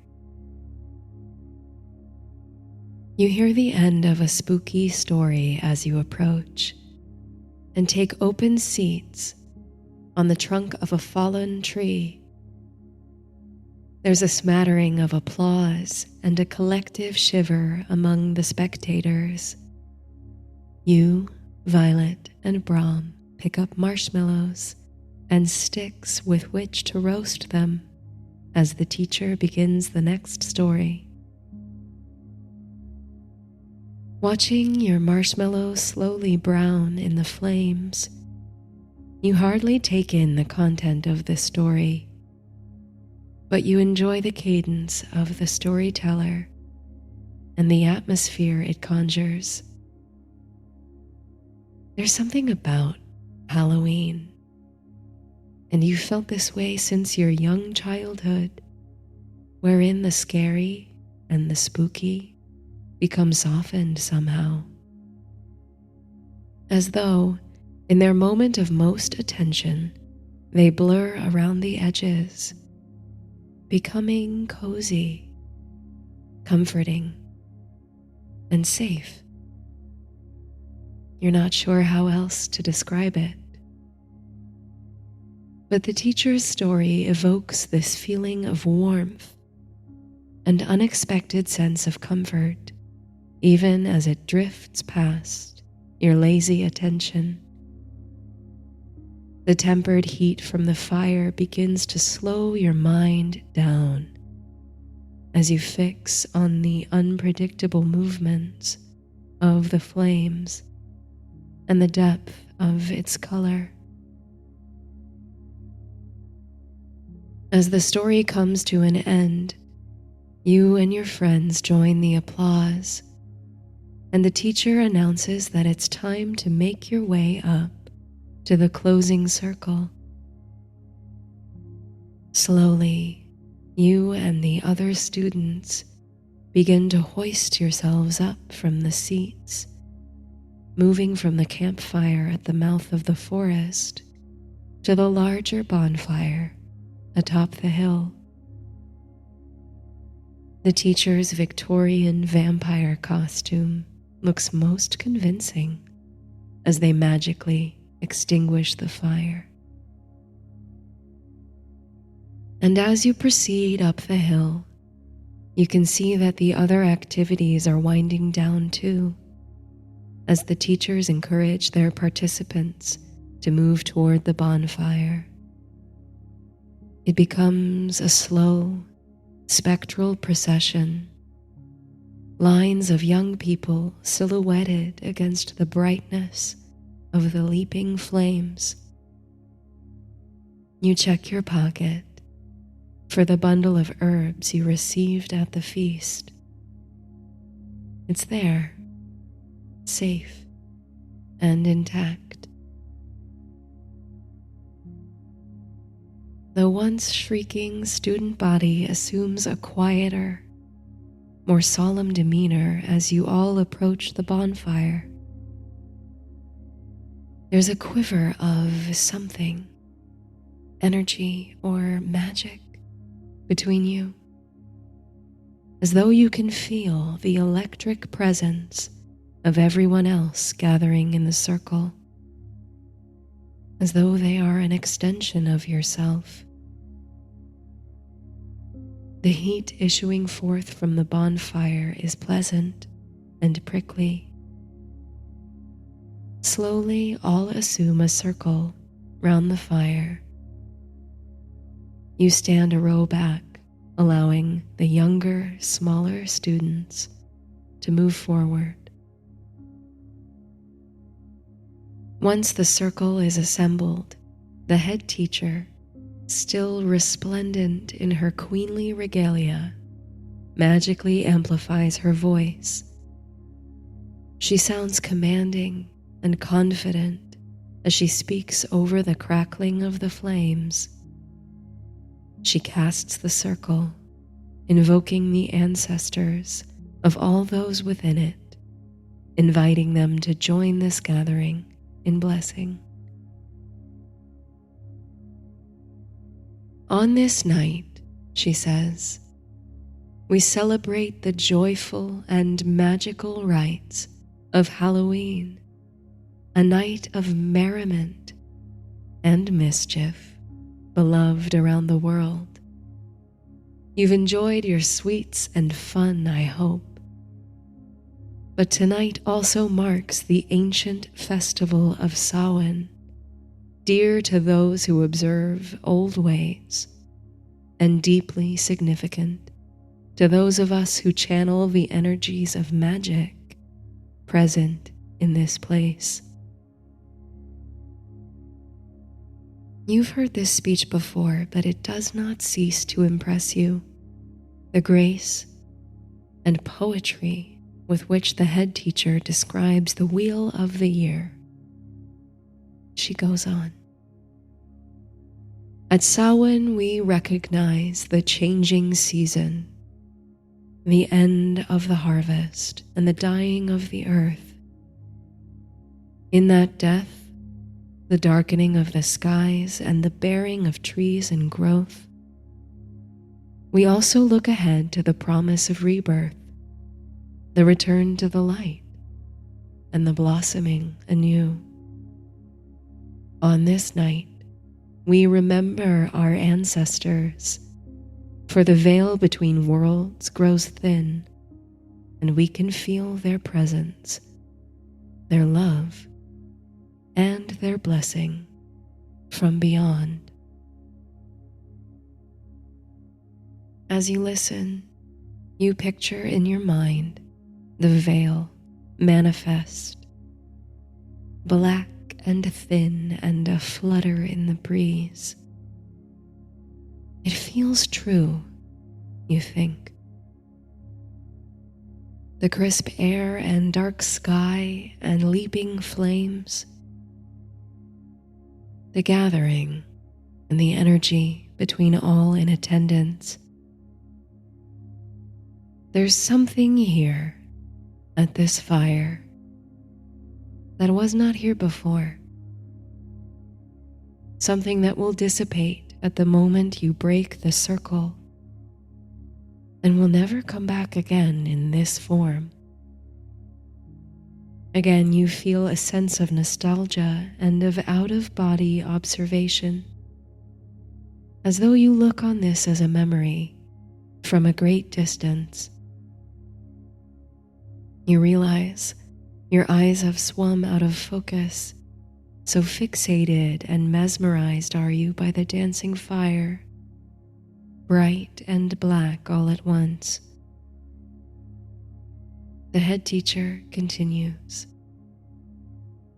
Just as the days shorten and the leaves fall and the plants die in anticipation of that promised renewal, I invite you to consider how you may follow self-same cycles, how with each passing year you grow and change. Think of where you were, who you were this time last year. Do you notice anything different? Have you let go of something or gained something? How well do you recognize yourself? The question sits like a mist upon you. Surely you've changed in recent months. Not suddenly or abruptly, but slowly and unnoticed. Things that were once important to you now seem frivolous, and things that once seemed like the stuff of a distant future are all at once upon you. As you breathe in the scent of cinnamon and soft smoke, you take stock of many of these changes, and then as you exhale, you feel yourself release them, accept them, bless them. The head teacher goes on. Is there something in the spirit of rebirth that you can let go of tonight? Each of you at tonight's feast were given a bundle of herbs. The exact bundle you received was conjured specifically for you, by you, according to this point in your journey. I invite you, and please know that this is only an invitation, to think about what these herbs might represent for you, why you might have pulled these into your hand through your connection to this magic, and consider whether you'd like to take that with you into the rebirth of the new year, or whether you'd prefer to let it go. And if you choose the latter, I invite you to step forward and cast your bundle into the fire as an offering. Remember, there is no right or wrong choice, only truthful choices. Make your choice in your time. A quiet rustle of whispers snakes through the circle. The head teacher steps back, smiling quietly. For a while, no one moves forward. You retrieve your herbs from your pocket. You're not sure what you'll do. You hold the bundle to your nose and inhale once more. In the chill of the night, it seems different than before. The woodsy thyme and sage climb the ladder of the smoke. Then there's the subtle sweetness of chamomile, the bitter musk of the artemisia. You wonder again what these herbs symbolize. Closing your eyes, you see vague forms, human-like but somehow spectral, gliding like wisps or floating perhaps, running now through moonlit forests with wild abandon, running alongside the deer, flitting between the trees like birds. You can feel a smile dance across your lips. When you open your eyes, you know what to do. You are the first in the circle to stride forward. With a deep breath and confident gesture, you cast your bundle of herbs into the flame. As the bundle disappears and dwindles in the fire, you feel strangely light. Around you, hesitations seem to fall away, and more students come forward, casting their bundles on the fire. Some stay back, clutching theirs tightly. Brahm still holds his. Violet, however, her stride loose and gallant, comes forward with a look of pride.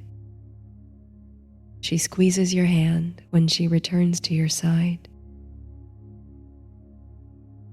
You continue gazing at the flame which swallows bundle after bundle.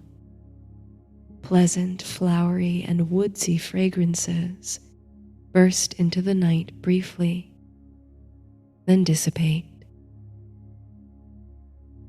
When stillness falls again over the circle, the head teacher speaks. She releases the circle, the ancestors, and the winds.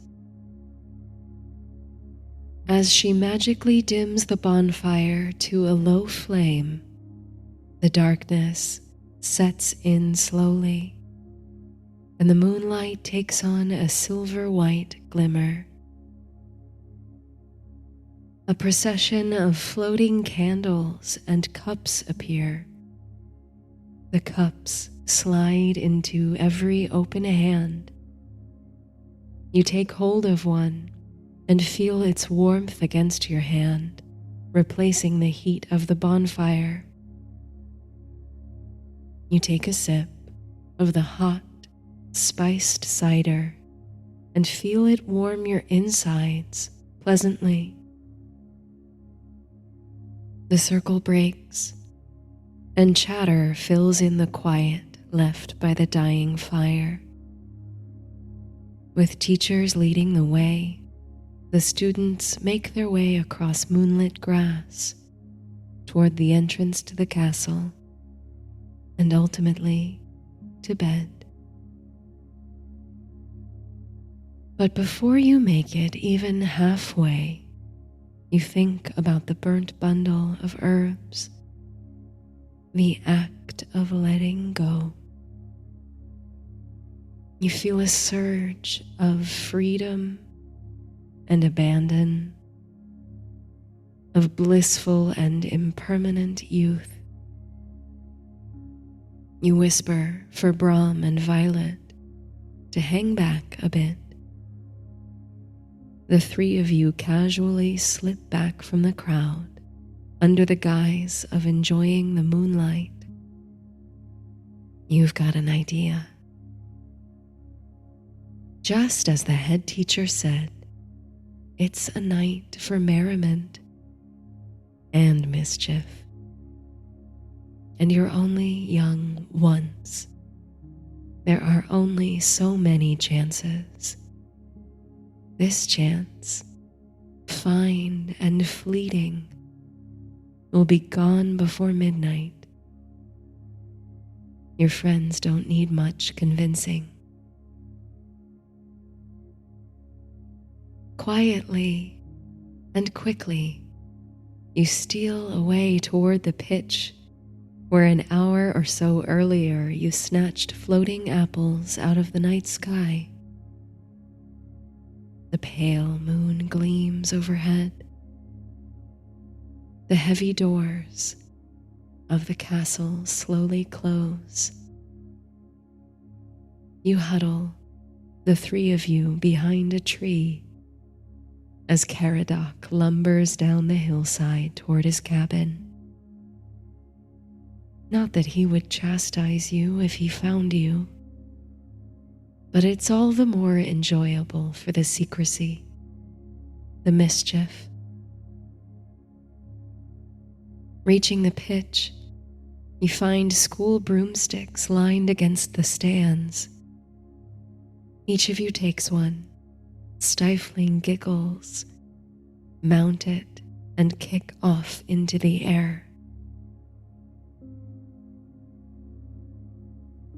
Soaring out over the glistening lake, between the dark green highland hills, your hair whips in the wind, and face splits into a grin.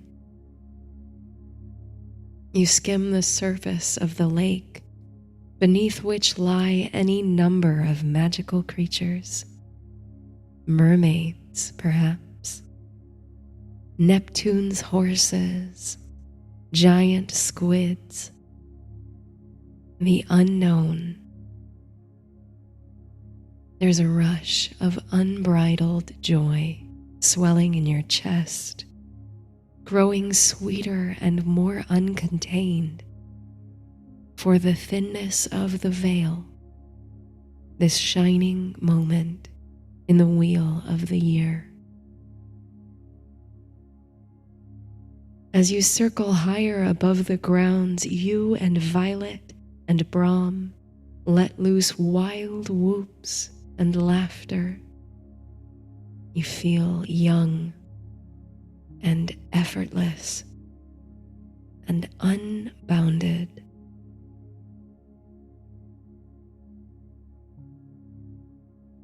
The embers of your childhood burn low on the side of a mountain, offered to the flames as a gift, never again attainable, yet never lost. In this clean and crisp night air, you and your friends are golden and great and endless. Children, forever. Whatever lies ahead, your heart will cherish these fleeting fancies. Feeling your heart open in a way it never has before, you surrender to the future, to the promise of rebirth and renewal, and to the unseen ways you'll change with each passing season. You let go, and in so doing, you fly higher and lighter than you ever have. Soon, you'll touch down again. Your feet will thud upon solid ground and green grass. You'll shush each other as you sneak back up to your dormitories and slide into beds beside your already sleeping classmates. But not yet.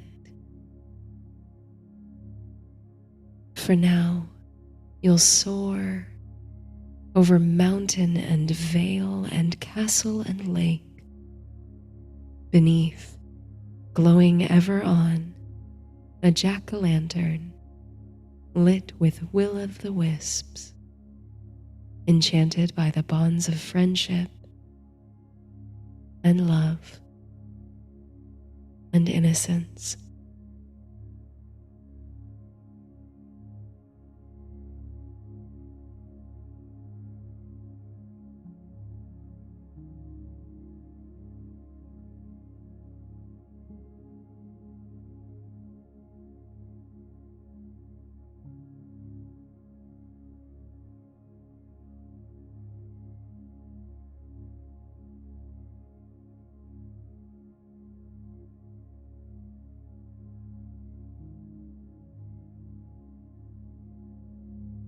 5 o'clock comes with a wisp of orange sunset, and not a moment too soon.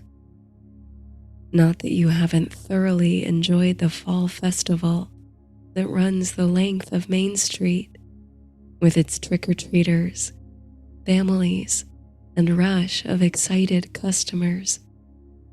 It's just that after all these hours, your candy bowl is empty at last, and with only you to mind the shop, there's no way to run out and secure refills.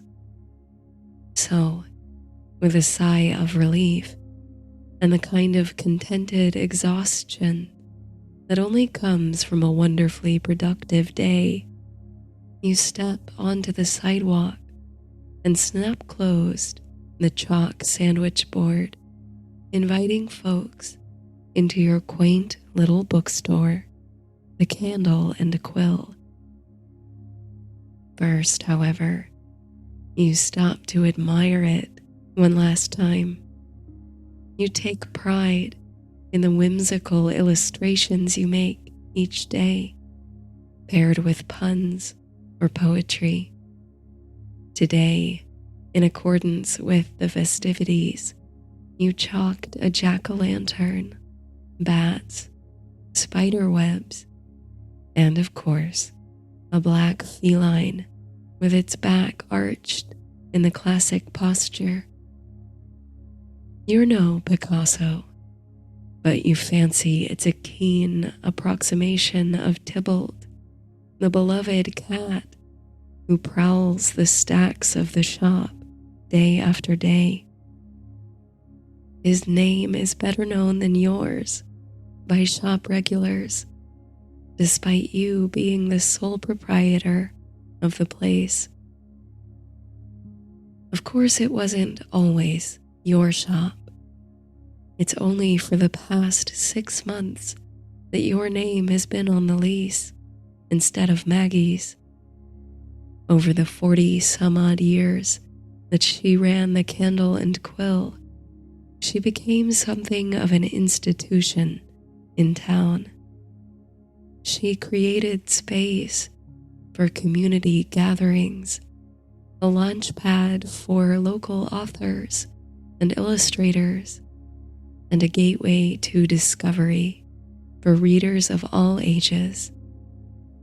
You feel fortunate to have come up in her shadow, serving as an apprentice bookseller for the last years of her time here. You learned so much from her, not just about the intricacies of the trade, but also about how a physical space brought up in love can bring compassion and restoration to a community. Mags and Tybalt the cat were practically local celebrities, and you loved simply being part of the wondrous thing they made. They were such a harmonious pair that you'd often hear Maggie talking to Tybalt, having elaborate, one-sided conversations with him, as if he might actually respond. The more time you spent with the two of them, the more you expected him to one day open his mouth and talk back.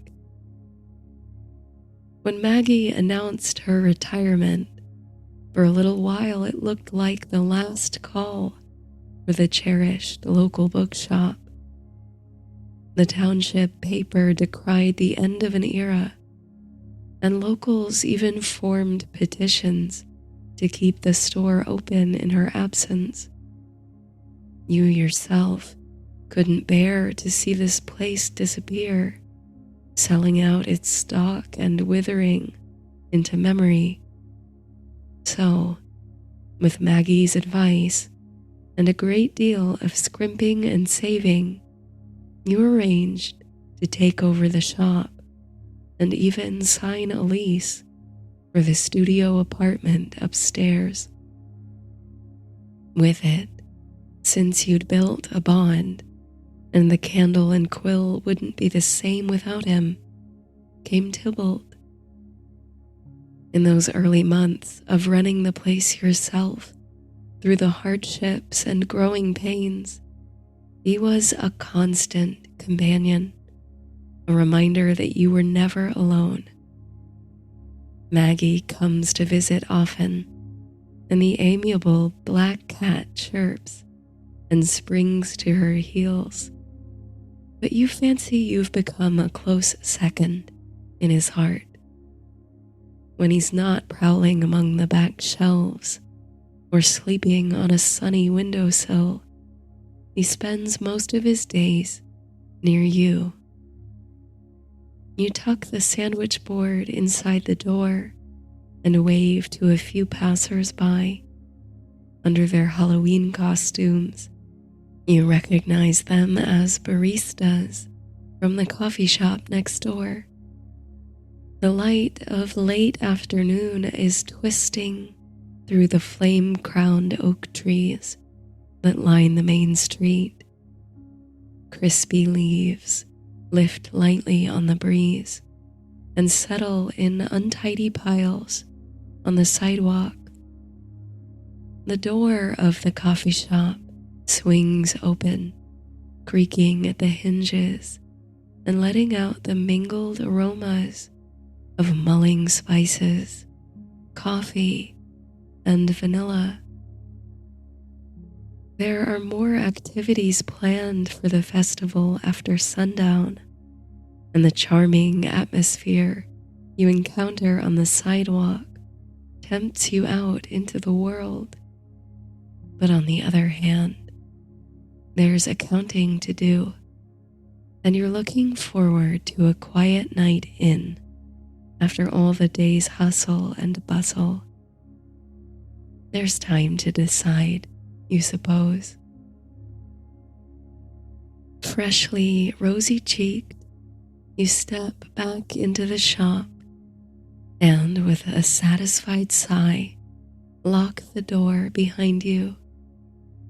You close the blinds in the front window and flip the sign in the doorway to the side marked closed. We'll see you next time. There's some tidying to do of the displays, which were all knocked off kilter in the excitement of the festival day. You straighten up around the shop, knowing you'll thank yourself when you come down at opening tomorrow and have it already done. You water the houseplants in the windows. Then you take up residence behind the checkout desk to count the cash drawer and reconcile the day's business. As if sensing you've finally sat down for the first time in several hours, Tybalt comes trotting from behind one of the shelves with a squeak and leaps effortlessly into your lap. You reward him with several pets from head to tail and a scratch under the chin that elicits a sonorous purr. You've grown accustomed to working with him in your lap, or seated on the desk, or even snoozing on the paperwork you need. The two of you have a sort of pas de deux about the business, dancing together through your days. As you meticulously count up the bills in the drawer, the weight of the purring cat in your lap acts as a relaxing and grounding force.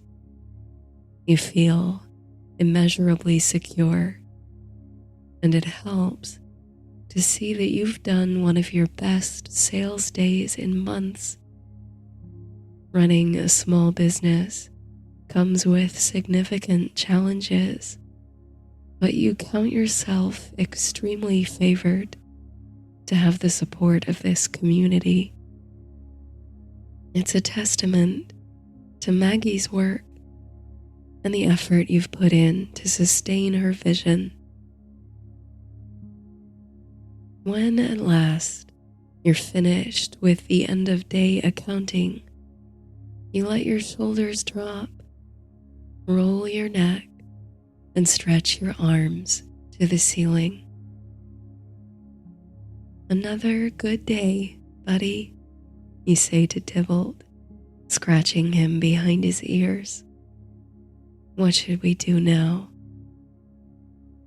Tybalt's eyes close, and his face settles into what looks like a dreamy smile. Whoever said black cats are bad luck must never have had the pleasure of meeting one. This one, at least, is unendingly affectionate and has brought you rather good fortune. Now, in anticipating your rise from the chair, he jumps from your lap and slinks off into the bookshelves like a swift-footed shadow.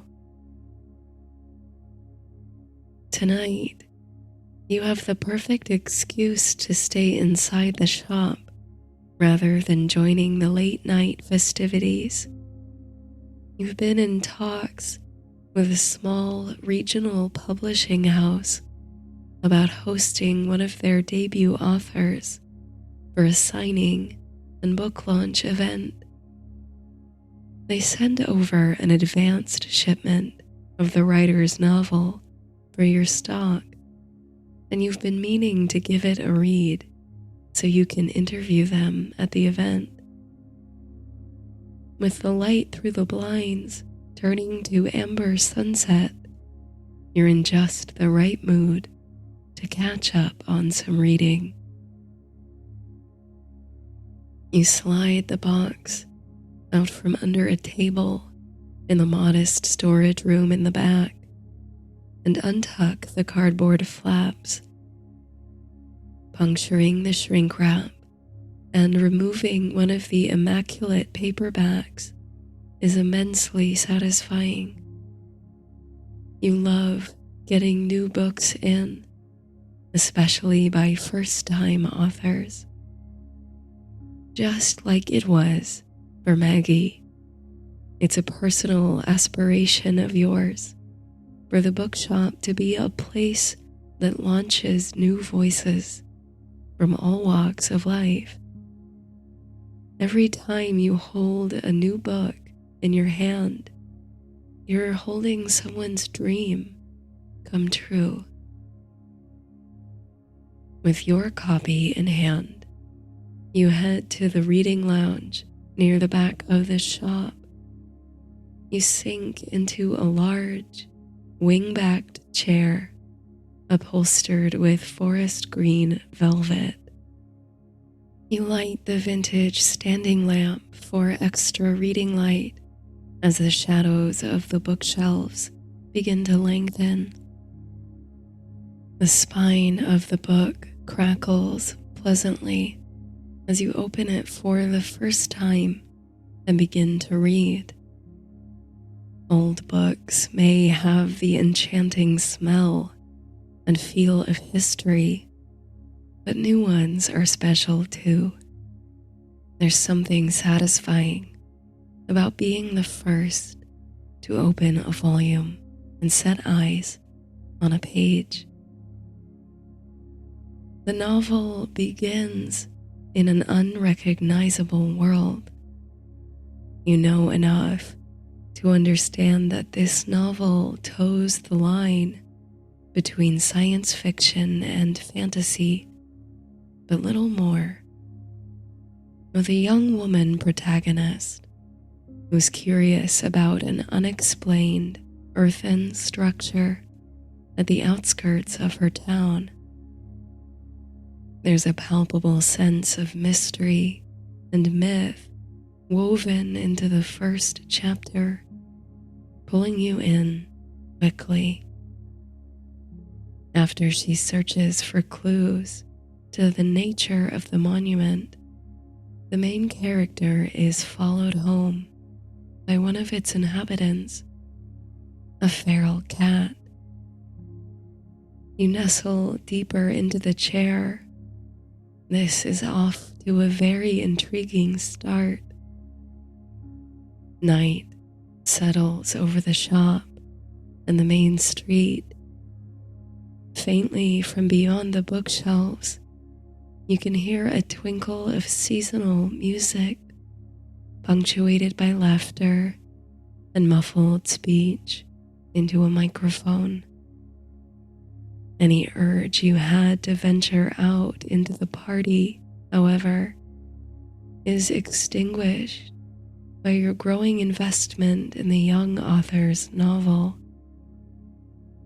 You read on and on and on, flipping pages faster and faster as you become increasingly engrossed in the story. So engrossed, in fact, that your surroundings seem to fall away into a sepia haze. "Is it any good?" comes a voice from between the bookshelves. You start, looking at once toward the door of the shop. Were you so absorbed in your reading that you hadn't heard the tinkle of the shop bell? But no, you're sure you locked it when you came back in, didn't you? And didn't you turn the sign around? But stranger still, there appears to be no one there between the door, desk, and displays.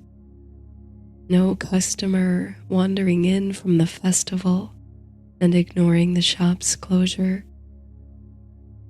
You slide a bookmark in between the pages and stand, going to the door to ensure there's no one there and to double check the lock. Sure enough, the door is securely bolted. So, had you only imagined the voice? Shaking your head as if to rid yourself of the delusion, you start back toward your chair, eager to find out what happens next to the young woman and the curious feline. Sitting there at attention in the center of the chair, however, is Tybalt, his green eyes sparkling in the lamplight. "Move over then," you say to him. "I'm on a roll with this one." "So it is good then," says the same imagined voice. You blink hard, drawing a sharp intake of breath. It seemed, for a split second, as if Tybalt's mouth moved as the voice manifested in your head, as if indeed the cat were speaking to you. For a moment, your mouth sits agape, and you simply stare at Tybalt, waiting to hear the voice again. In typical feline fashion, the black cat doesn't blink, holding you to an impossible staring contest. "I'm sorry. Did you just..." you begin, trailing off when you realize how ridiculous the question will sound. But then, from the mouth of the bookstore cat, comes an answer. "About time you listened to me," says the voice. There's no mistaking it now. Tybalt is actually speaking to you, as if that were completely ordinary. "What?" you stammer, at a loss for anything more sophisticated. "All this time," continues Tybalt, "I've just been waiting for you to start paying attention. But good, you've come around." "This can't be happening," you say. I must have fallen asleep while reading. I have to snap out of it. Please, Tybalt interrupts. Don't go pinching yourself. Yes, I can talk. Always been able to. Just most people don't listen. Can't listen. It takes time for them to understand. I know it's a bit of a shock. But isn't it fun that we can finally have a chat? Really, I'd rather skip all the I'm dreaming, I'm losing my mind, this isn't real fluff. The last part he hastily adds, noticing your left hand beginning to form a pincer. You relax. Come now, he says, a hint of the resonant purr beneath his velvet voice. Why don't you make a cup of tea, calm the nerves, and then I'll explain everything. Dazed, you find yourself nodding, then retreating to the storeroom to turn on the electric kettle at the cat's suggestion. You watch the water slowly bubble to a boil within, then pour it over a bag of chamomile flowers, returning to the reading lounge with the hot mug between your hands.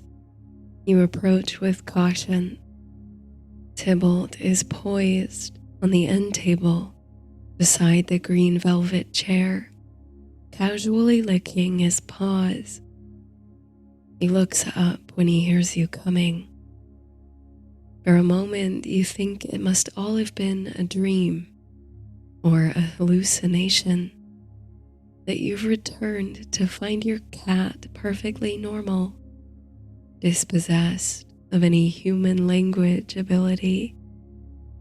But that perception is instantly shattered. Is that better now? Tybalt says. Why don't you have a seat? You do sit down, never taking your eyes off Tybalt, whose fur gleams under the golden light of the lamp.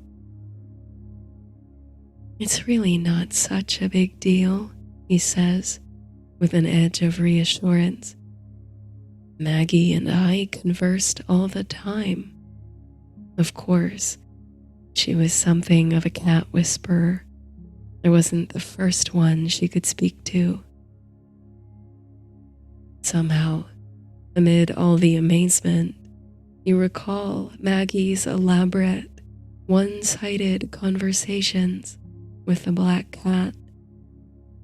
Now those memories glisten with new light. Tybalt was talking back the whole time. You just couldn't hear him. Can you begin to ask, unsure what the question will be? Can all cats talk? Yes, he says, almost puffing out his chest with pride.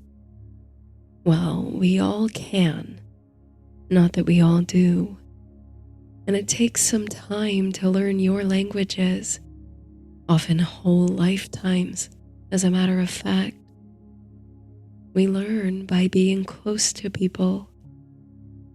And then the rest is up to you, whether you're one of the few who can hear.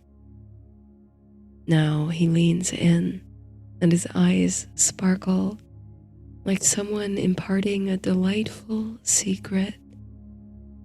Only the best people can. Maybe it's the soothing scent of chamomile, or the gentle tones of Tybalt's voice, or the comfort of the familiar velvet chair, but you are becoming increasingly at ease. More than that, your astonishment at the sheer reality of the situation is swiftly giving way to your curiosity. Your mind slowly catches up with everything he's said thus far. Wait, you say, your wheels turning. You said it can take lifetimes to learn human speech. So does that mean the thing about having 9 lives? Tybalt's eyes glitter. Oh yes, he says. It's true that cats have 9 lives. And what's more, we can remember our past lives. Not right away, but the longer we live, the more we can see of our former selves, how we've changed, and how the world has changed. I can even show you, if you like. Show me. All at once, it seems like the atmosphere in the shop is suspended. You can no longer hear the sounds of festivity from the street. Time seems to slow or altogether evaporate into mist. Look into my eyes, Tybalt says.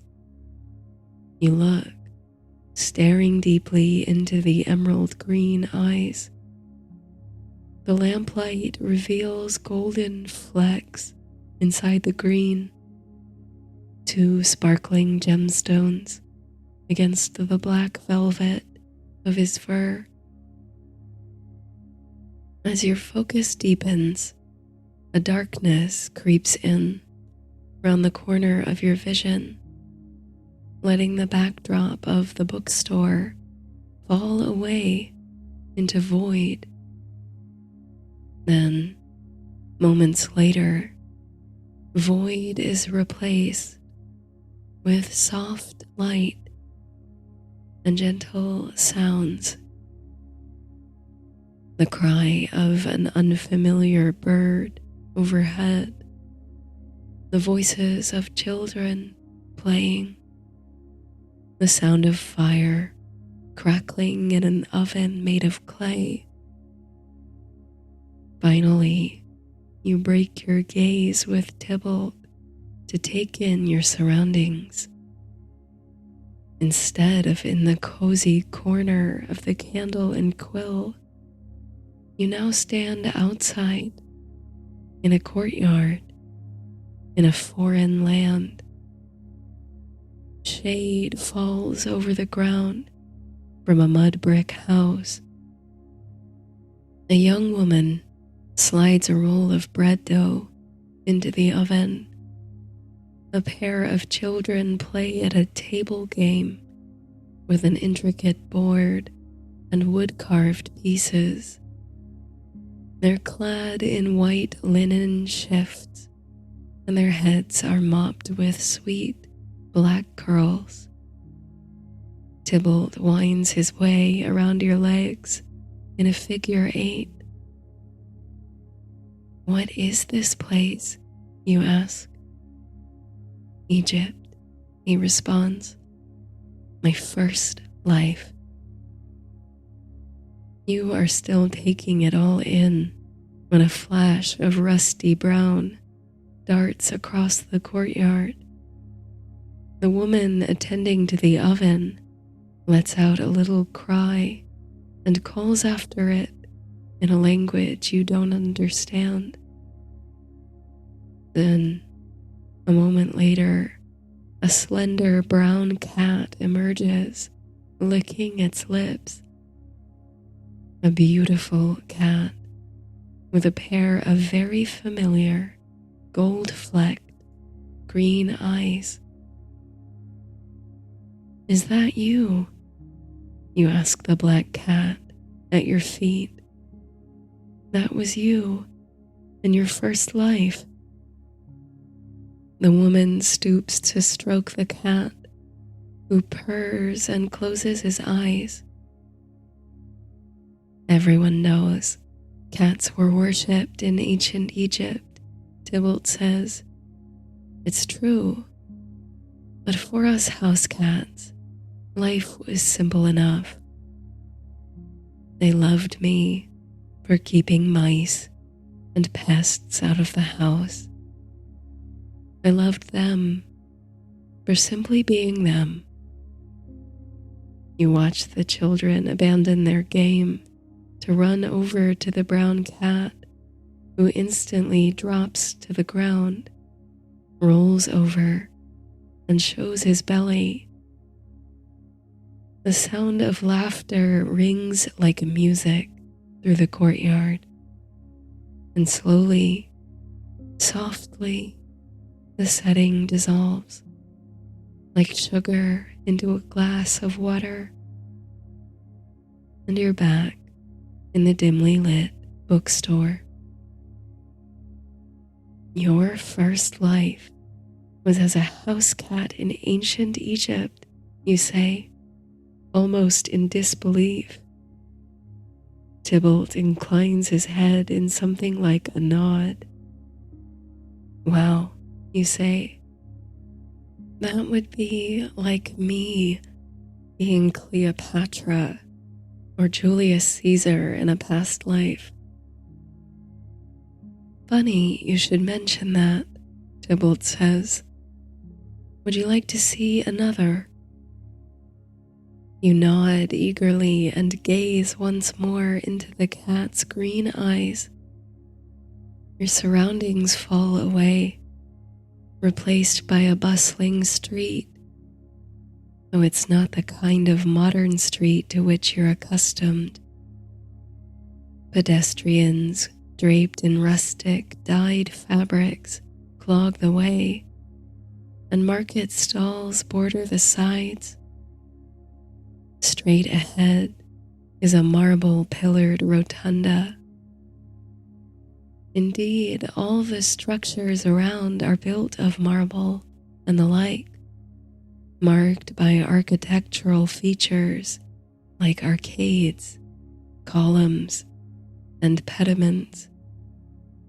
Tybalt slinks along by your feet as you follow the flow of foot traffic toward the imposing rotunda. Tybalt, you say, is this Rome? In the year 44, before the Common Era, to be precise, he says. My second life. There I am, in fact. You follow Tybalt to the steps of the rotunda, through a break in the crowd.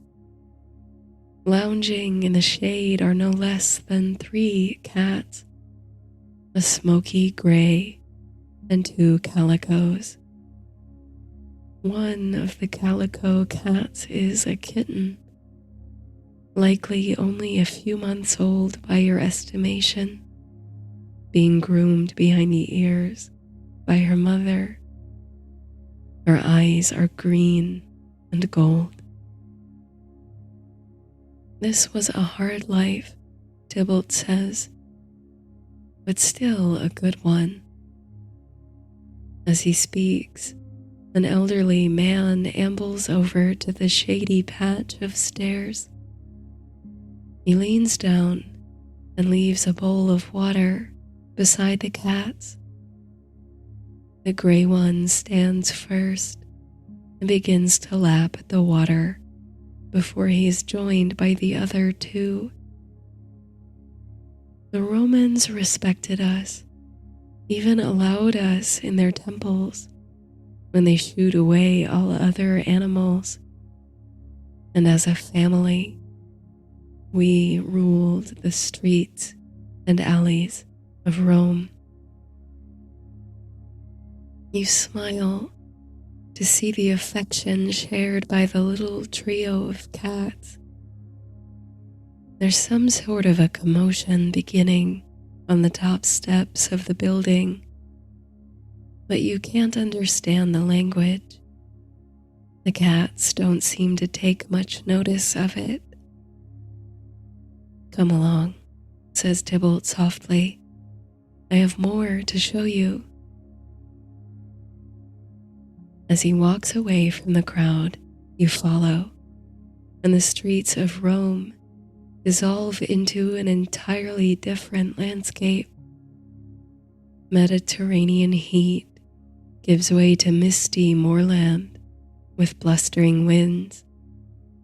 You step through the long, damp grasses toward the crest of a hill, upon which a formidable rock stands in silhouette against a pale sky. As you draw closer, you perceive something to be sticking out of the rock at a cockeyed angle. Nearer still, with Tybalt by your side, you recognize the protruding item to be a sword. "No way," you say breathlessly. "Is this?" You've reached the top of the hill, from which vantage point you can see two figures. No, three, slowly ascending from the other direction. One is tall and cloaked, bearing a staff. The second, small and lanky, no more than a child. The third is a cat, pure white as snow. The whole drama plays out before you with exquisite brevity. The cloaked man accompanies the boy who would be king to the enchanted stone. The child, shaking with nerves, grasps the hilt and with a flash like lightning, pulls the sword effortlessly from its rocky prison. The cat stays close to the older man, rubbing its sides against his legs. "You were Merlin's cat," you say in disbelief. "Ah, I saw so many wonders in that lifetime," Tybalt says wistfully. "In those days it seemed like magic lived in every moment. Dragons hid beneath every mountain, and the golden age would last forever. I saw only a fragment of his reign, but if a king's rule may be measured by how he treats the cats in his kingdom, Arthur was a good monarch indeed."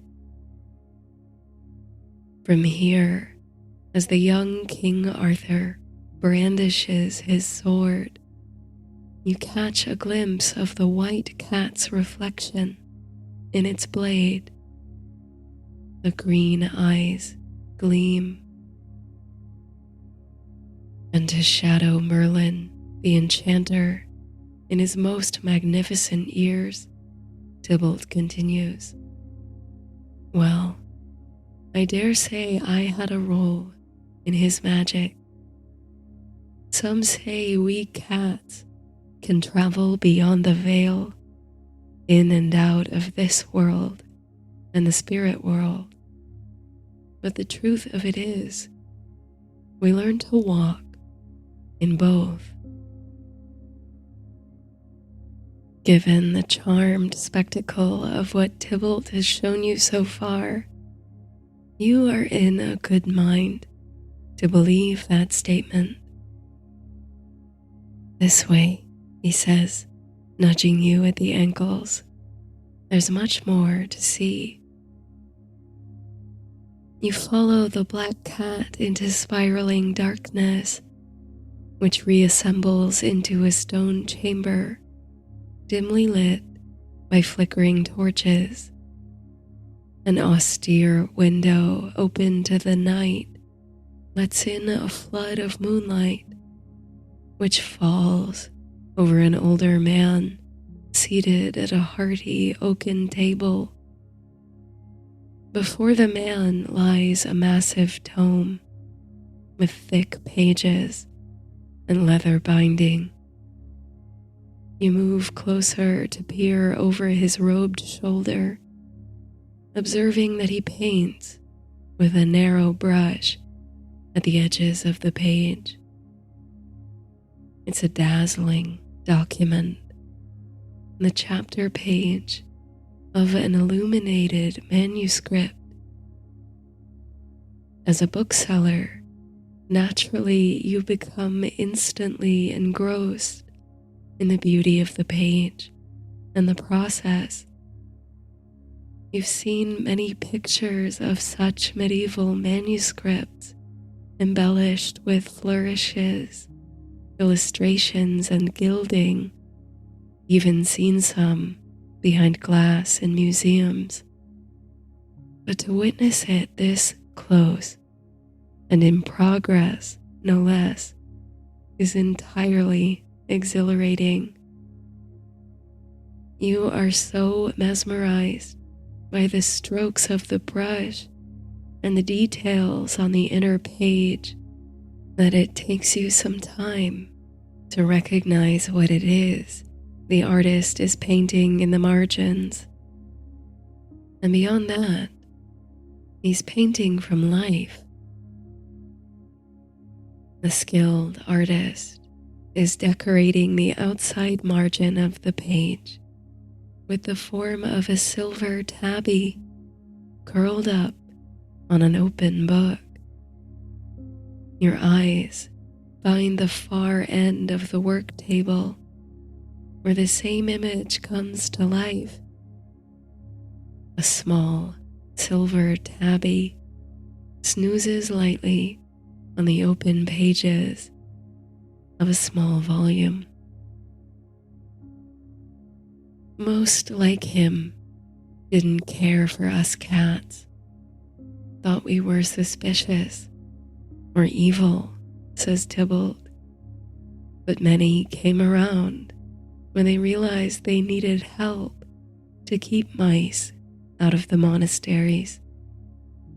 In turn, we became a favorite for representation in their holiest texts. This one was very kind to me, as I recall, and he taught me my love of books. You follow Tybalt to his next life, which peaked aboard a ship on the wind-tossed ocean.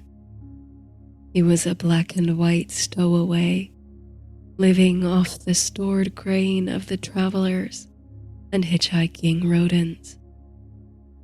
He was one of the first of his kind to set foot in the Americas, where his closest kin were the prowling mountain lions. In the next life, he looks most like himself, a sleek black house cat with a tuft of white across his chest, golden green eyes shining through the past. He's the companion of a young woman who receives visits at her home from families suffering fever, injury, and illness.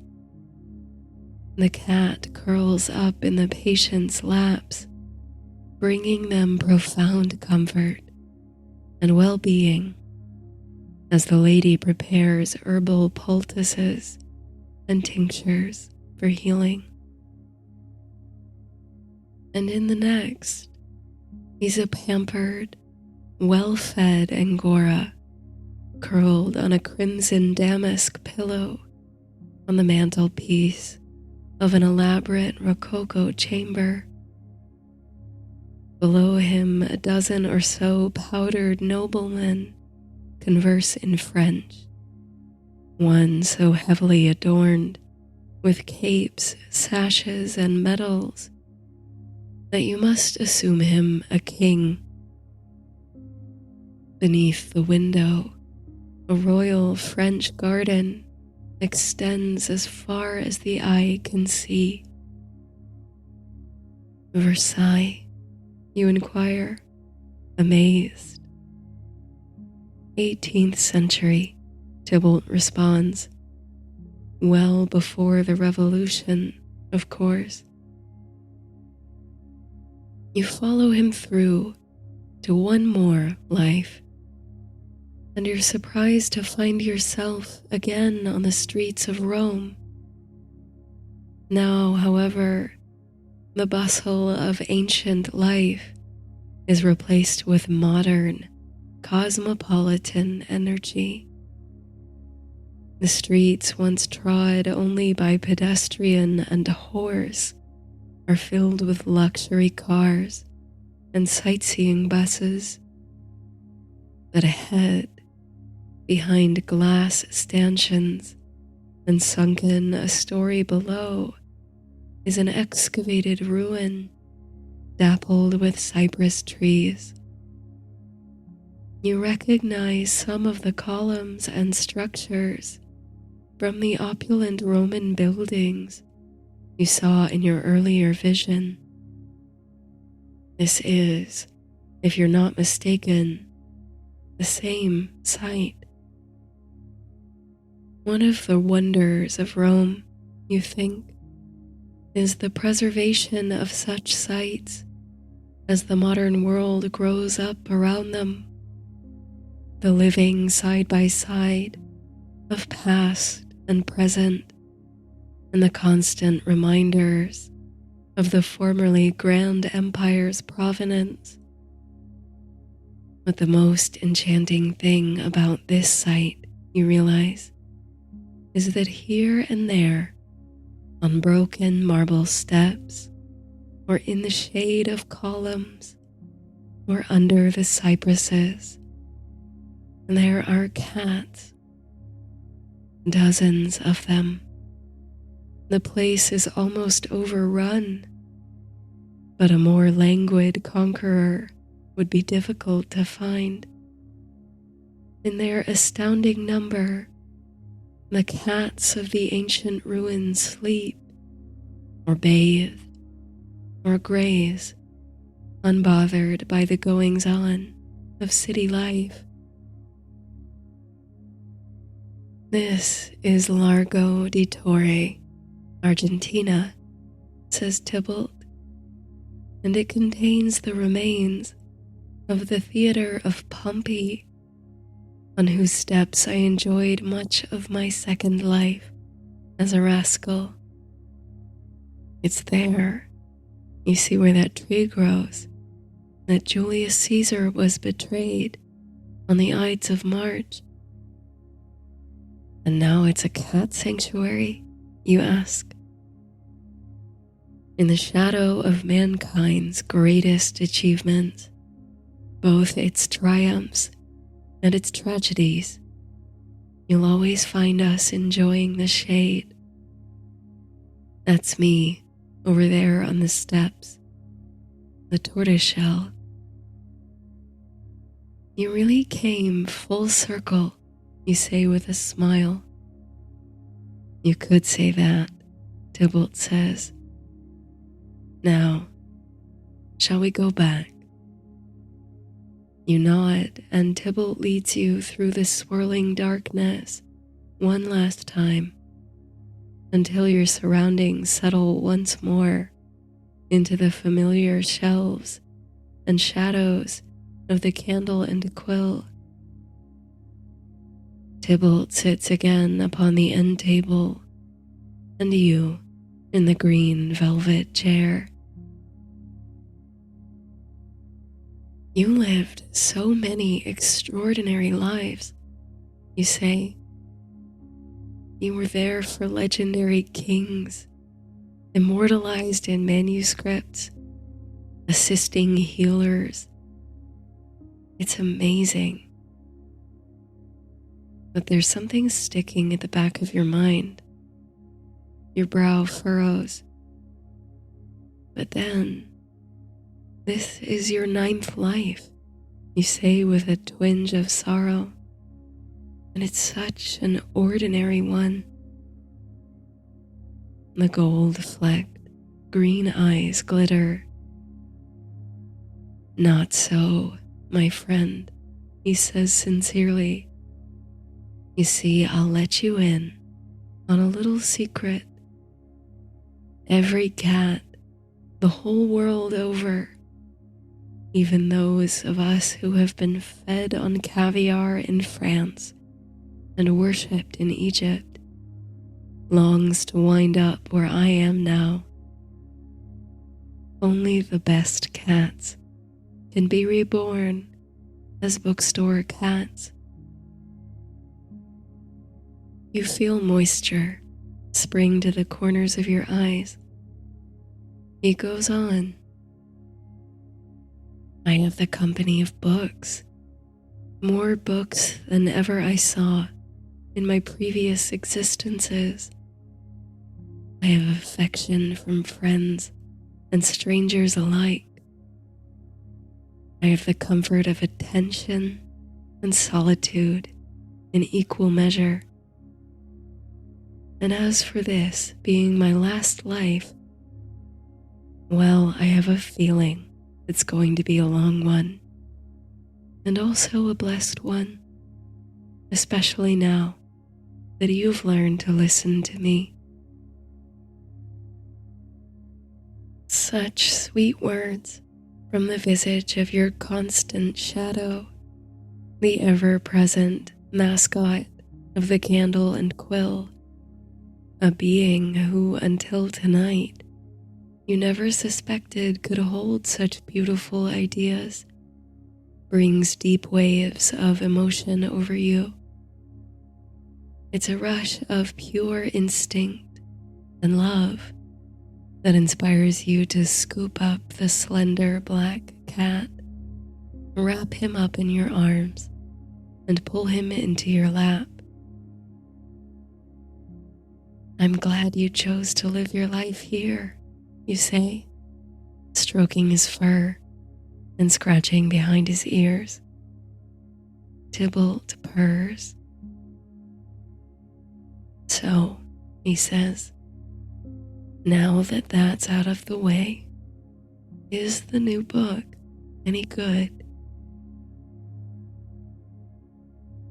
It is not the night you expected to have, but with the autumn winds whistling outside the windows of the bookshop and the distant sounds of the fall festival melting into a chorus of mysterious voices, you settle deeper into the green velvet chair and embrace your feline companion. For the rest of the evening, you read aloud, sharing in the wonder of books, building a home together out of stories. The shelves around you sing of the ancient world, the ways of healing, and the legends of great kings. Their stories intertwine and meet in Tybalt, the humble anima, the very soul of the candle and quill.